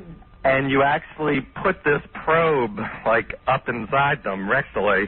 Wow. And then you adjust the electronics with this switch, and you just try and tune it in to the right frequency that the guy likes. You know? Wow. And that's really because I mean these pigs are not little pigs; these are like 400 pounders. Or So the whatever. anal probe stimulates his arousal. Yep. I'm like that. Wait a minute, it is gay because instead of saying the pig likes, he said the guy likes. Yeah. Well, He's thinking of the pig as a guy. well, it's better to think of him as a guy than as a pig. Scott, you want to tell us something? Yeah, I saw a funny tape that you might be interested in. It was how they breed horses. Yeah. So this girl takes this soapy water and these gloves, starts manipulating the horse. I've never heard of such a thing. And then a crane picks up the front legs, puts it on top of the other one, and then that's how they. Wow. A lot of work. Let them finish, huh? Yeah. The hardest Get 'em one started. the hardest one I did was a bull mounting a cow, and you have to fool him, and as he is jumping up, and I mean these are big scary beasts, you know. As he jumps up, you have to run in there, grab it, and when he thinks he's going into the female cow, you redirect him into this big leather thing that they collected in, and it's a little freaky. Eh? You know what's weird about that? That's how John Popper from Blues Traveler has sex. All right, hey, thanks, man. You're welcome. All right, take care. Bye. That is kind of Learn on this show? Dwight here says he worked at the New York Aquarium, and he had to pleasure a whale. Oh. Is that right, Dwight? Not exactly. I didn't pleasure the whale, but the trainers had to pleasure the whale. Wow. And how do they do that? They just go up and start rubbing them? No, they have this huge harness that they used to have to pull it out of the pool with, and they used to hold it over a gigantic bucket, and then the men used to step back and make the women draw straws to see who was going to pleasure this whale. A video of that. Wow. See, they keep all this stuff secret. Man. And the reason they had to do it was because the whale was having performance problems. Yeah, who cared, though? But I guess they want them to make babies in captivity or something. Yeah, but he wasn't living up to his duties. Right. All right, thanks. Yeah, right. In captivity, they often I'll tell you. They have to give him a sperm count. So When my wife wanted to get pregnant, she would have harnessed me and He would have done all this. soaked me down. So you mean a whale has an actual penis? Yeah, they're mammals. They are? Yeah. It must be tremendous, or is God playing a trick? Yeah, I mean, is it very, very large? They have to use two hands. Wow. God, I wish I had a whale penis. That. Yeah, be like Robin. Imagine you had to use two hands on me. Be like Tommy Lee and Pam Anderson. All right, thanks, dude. No problem. Wow, that's amazing. I'm thinking of making a movie called Free My Willie, which would be about a whale penis. Yeah, free my Willie. Yes, Andy, go ahead. This is crazy. I got to move on to the news. Yeah. Go ahead. Yeah, and I got a woman here waiting for her breast to be examined. Go ahead. Hey, Howard, I just think you should have Anne Rice on. I don't think it would be boring at all. Yeah? She's definitely warped between the vampire books and the erotic books. And Yeah, I don't know. and then you could bust on the Oprah and Tom Cruise thing. You could get 15 minutes out of it. Yeah? Yeah. Well, Jackie votes yes to everybody. I know. Jackie's like, yeah, but it's fun. Never count. I don't know. I got to think about it. Howard, I saw her on Charles Grodin the other night. He was bashing you again with Sam Donaldson also. Yeah, I saw that too. It was Oh, funny. you know they signed him to another year. No, I heard they're canceling him. It's in the paper. Really? Yeah. Maybe it's one of those things where you can, Bail out. Bail out early, yeah. Weeks or something. What's up? We know the thing about Anne Rice about getting all pissed off when they made the movie. Yeah. We talked about that. Yeah. And then how she retracted it. Yeah. I don't know. Just do it. 15 minutes wouldn't be bad. All right. Take it easy, Howard. Right. Bye. There's a lot of funny calls on here, but I just gotta end this. Yeah, Brian, go ahead. Yeah, hello, Howard. Yeah. How are you? I like your show, and I loved your movie, Private Parts. Thank you. Howard, I saw something on TV last week. I don't know if you caught it on Geraldo, where they had excerpts from Court TV, where they were talking about the nanny case in Massachusetts, and one of the callers was O.J. Simpson. Oh, yeah. I read about this. It's despicable. Yeah, I have a little tape of that. You do? Okay, we'll talk about that in the news. Okay. We got that coming up. And I'll give you my comments. Okay. All right. Thank you. Here's a woman says she has a scoop on Woody Allen. What is it, Kristen? Hi, I was at Tiffany's this weekend, Yeah. and I saw me and my fiance were looking at an engagement ring. Right. And he bought a $10,000 engagement ring for Soon-Yi. Right. They were standing right next to me. What a shame. I mean, what a horror. These stories come up periodically, and Woody always denies that he's actually buying engagement rings. Well, he bought this one. Yes, well, listen. They've looked before, so they probably bought this. There's something so wrong with Woody Allen. It's frightening. I mean, there's something so wrong with this guy. It's sad. I can't watch his movies anymore because it's too sad. And he looks horrible in person, let me tell you. Yeah. Well, he looked horrible when he looked good. Thank you. Okay. There's a young woman here for a breast exam, Robin. Let me. She's been standing there all day. Yeah, let me. I hate to do it quickly. I like to take time with a woman's breast. Yes, this is a very important issue, and you can't give it short shrift. Well, evidently I can. Come on in. This is Jackie. She wants her breast examined. I haven't seen her. God, I hope she's good looking. A young girl, pretty girl. Yeah. I don't enjoy quickies. Oh, yeah, she's cute. Come over here. Come right over here. Come over here. That'll get a little longer. Yeah, come on over here. Maybe I have a few minutes for you. This is Jackie. Jackie, I'm sorry. How long have you... come on over here. That's okay. How long have you been waiting, Jackie? Since 4 o'clock. Since 4 o'clock in the morning? I can't believe it. Oh, do you want to take my ass? Go right ahead. Yes. Cool. Jackie grabbing my ass. Little foreplay. Just like these vets who have to get the sperm from a dog. Maybe you could let her sniff your butt. Jackie, how old are you? 25. 25 years old. Are you worried about your breasts? A lot of 25-year-old women coming down with breast cancer. No, I'm not really worried. I just basically want, you to touch them. You do? Yeah. You just had this fantasy that I would touch them and examine them? Pretty much. There's nothing wrong with that. That's fine. This really was your idea, huh? Well, we came down here on a vacation, and I'm like, we have to see how we're doing. Who is we? My boyfriend's in the waiting room. I see. Yeah, so Too bad. You got to get on Howard Stern. He's like, hey, he's doing the breast exams. I was going to get fully naked, but definitely don't want to do that. You don't want to do that. No. Yeah, and you know what? I don't even want to see you fully naked because of our time constraint today. But actually, I do. Oh, look at Jackie J. I do want to see her fully naked. So, are you a wild girl? Have you ever stripped or anything? No, I've never stripped. Only for my boyfriend. Or lesbian sex or... Haven't experienced that yet, but I have a couple girls that want to sleep with me. They do. Yeah, well, I can see why. You're a very beautiful girl. Absolutely pretty. She kind of looks like a... Where are you from? Buffalo, New York. Really? Yeah. Yeah, Buffalo. A lot of these small towns, the girls get a little nuts. They breed. They breed girls who want breast exams from me. Oh, no. So the idea of me checking your breasts is somewhat erotic to you. Oh, definitely. Yes, you like that. Oh, yeah. Yeah, you're not disappointed meeting me in person? Not at all. You're gorgeous. Absolutely. You're absolutely right. Can I kiss you? Oh, really? Well, why don't I get your shirt off first and then we'll kiss? Your breast, that's a little different than the usual exam. I've yet to kiss one of the girls while I examine her breast, but I would entertain that. All right, do me a favor, Jackie, just because I'm running so short on time. Do you mind taking off your top right now? Are you wearing a bra? Yeah. Oh, you are wearing a bra. Okay. Now, what cup size are you for the guys at home? It's a B, but they're pretty perky. I'll tell you, seeing them in their clothes. Go ahead, take off your top. Seeing them in their clothes, I would have guessed they were a C, Robin. Wow, nice body on you. Well, please. Oh, dear. No, you don't. Are you inverted? Is that the problem? Am I inverted? Yes. No. Okay, go ahead. He usually likes to do that himself. Yeah, let me make sure they're right. Wow, very nice. Don't cover those up with your hands. And I see you have a belly button ring. Is that correct? Yeah. Very nice. Very nice. Here you are with your top off. I just met you and already your top is off. Don't be nervous. Now, you never had this kind of success in your life. Oh, absolutely not. It used to take me months to get a girl's top off. Everyone's listening in Buffalo, so hello, everyone. Hey, Buffalo. Hey, now. All right, Jackie, what I'm going to do now is ask you to put your hands at your sides on your hips so I can see if there's any odd shape to your breasts. Any crinkling or Any wrinkling? crinkling? These are 25-year-old breasts. No question, Robin. They're nice and perky and alert. Mm-hmm. They're not big. They're right up on her chest. But they're perky. They're perky and up there, right? They don't sag. Wait till you see those in 10 years. You won't even recognize them. No. Now, what I'm going to ask you to do is raise your right hand, and now I'm going to, here, step forward, so Robin can see that I'm doing this properly because she is a nurse. I have to verify that he's actually giving you a good breast exam. You are shaking? All right. Now, what kind of deodorant do you use? Do you use aluminum or... Antiperspirant or fresh? Powder fresh? Yeah, because you smell pretty good. Okay, now listen, right underneath, I'm underneath. Well, these are real, aren't they? Well, of course. Yes. Got to get this microphone working. Hold on. These are real. Now that your right hand is raised, say the following. I solemnly swear to tell the whole truth.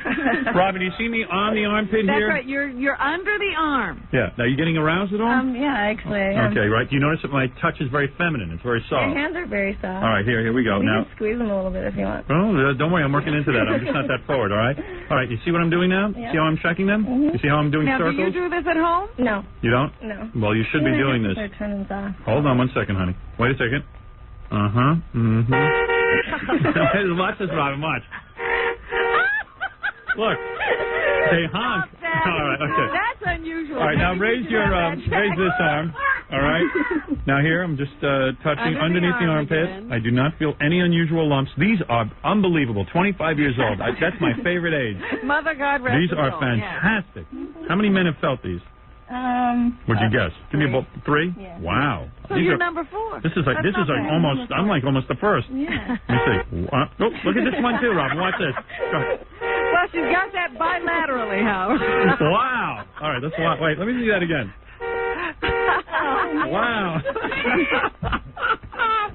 Wow. Look at that. All right. Now I'm feeling around the entire breast. Now I'm going to tell you something. I don't feel.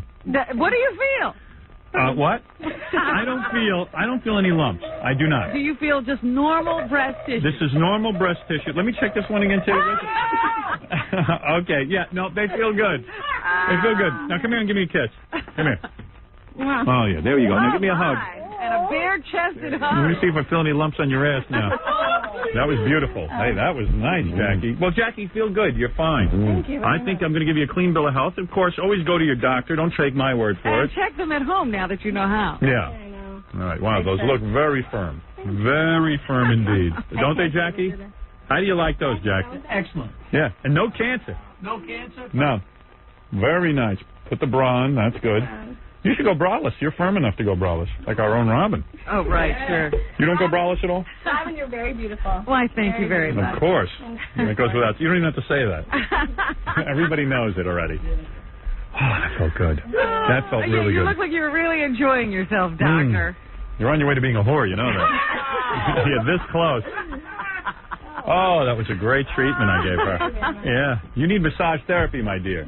All right, Robin, what I suggest at this point in the show, thank you, Jackie. That exam took a lot longer than you expected.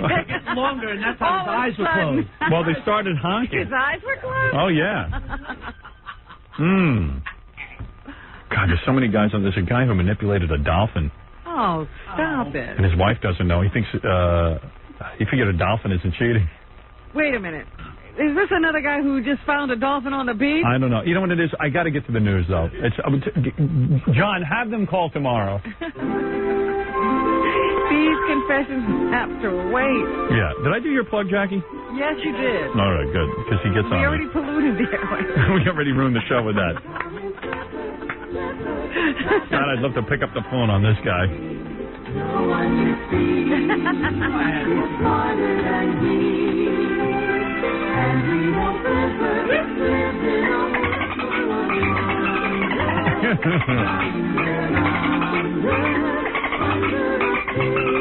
Wow. All right. I'm getting aroused. Robin, we're going to do the news next. All right. I'm going to call off the phone calls. I have to stop. Here is my Billboard Award. I'm going to show this to you. The 1997 Billboard Monitor Radio Award. See, that will sit in my trophy case for my illustrious career. We'll be back right after this. We'll be back.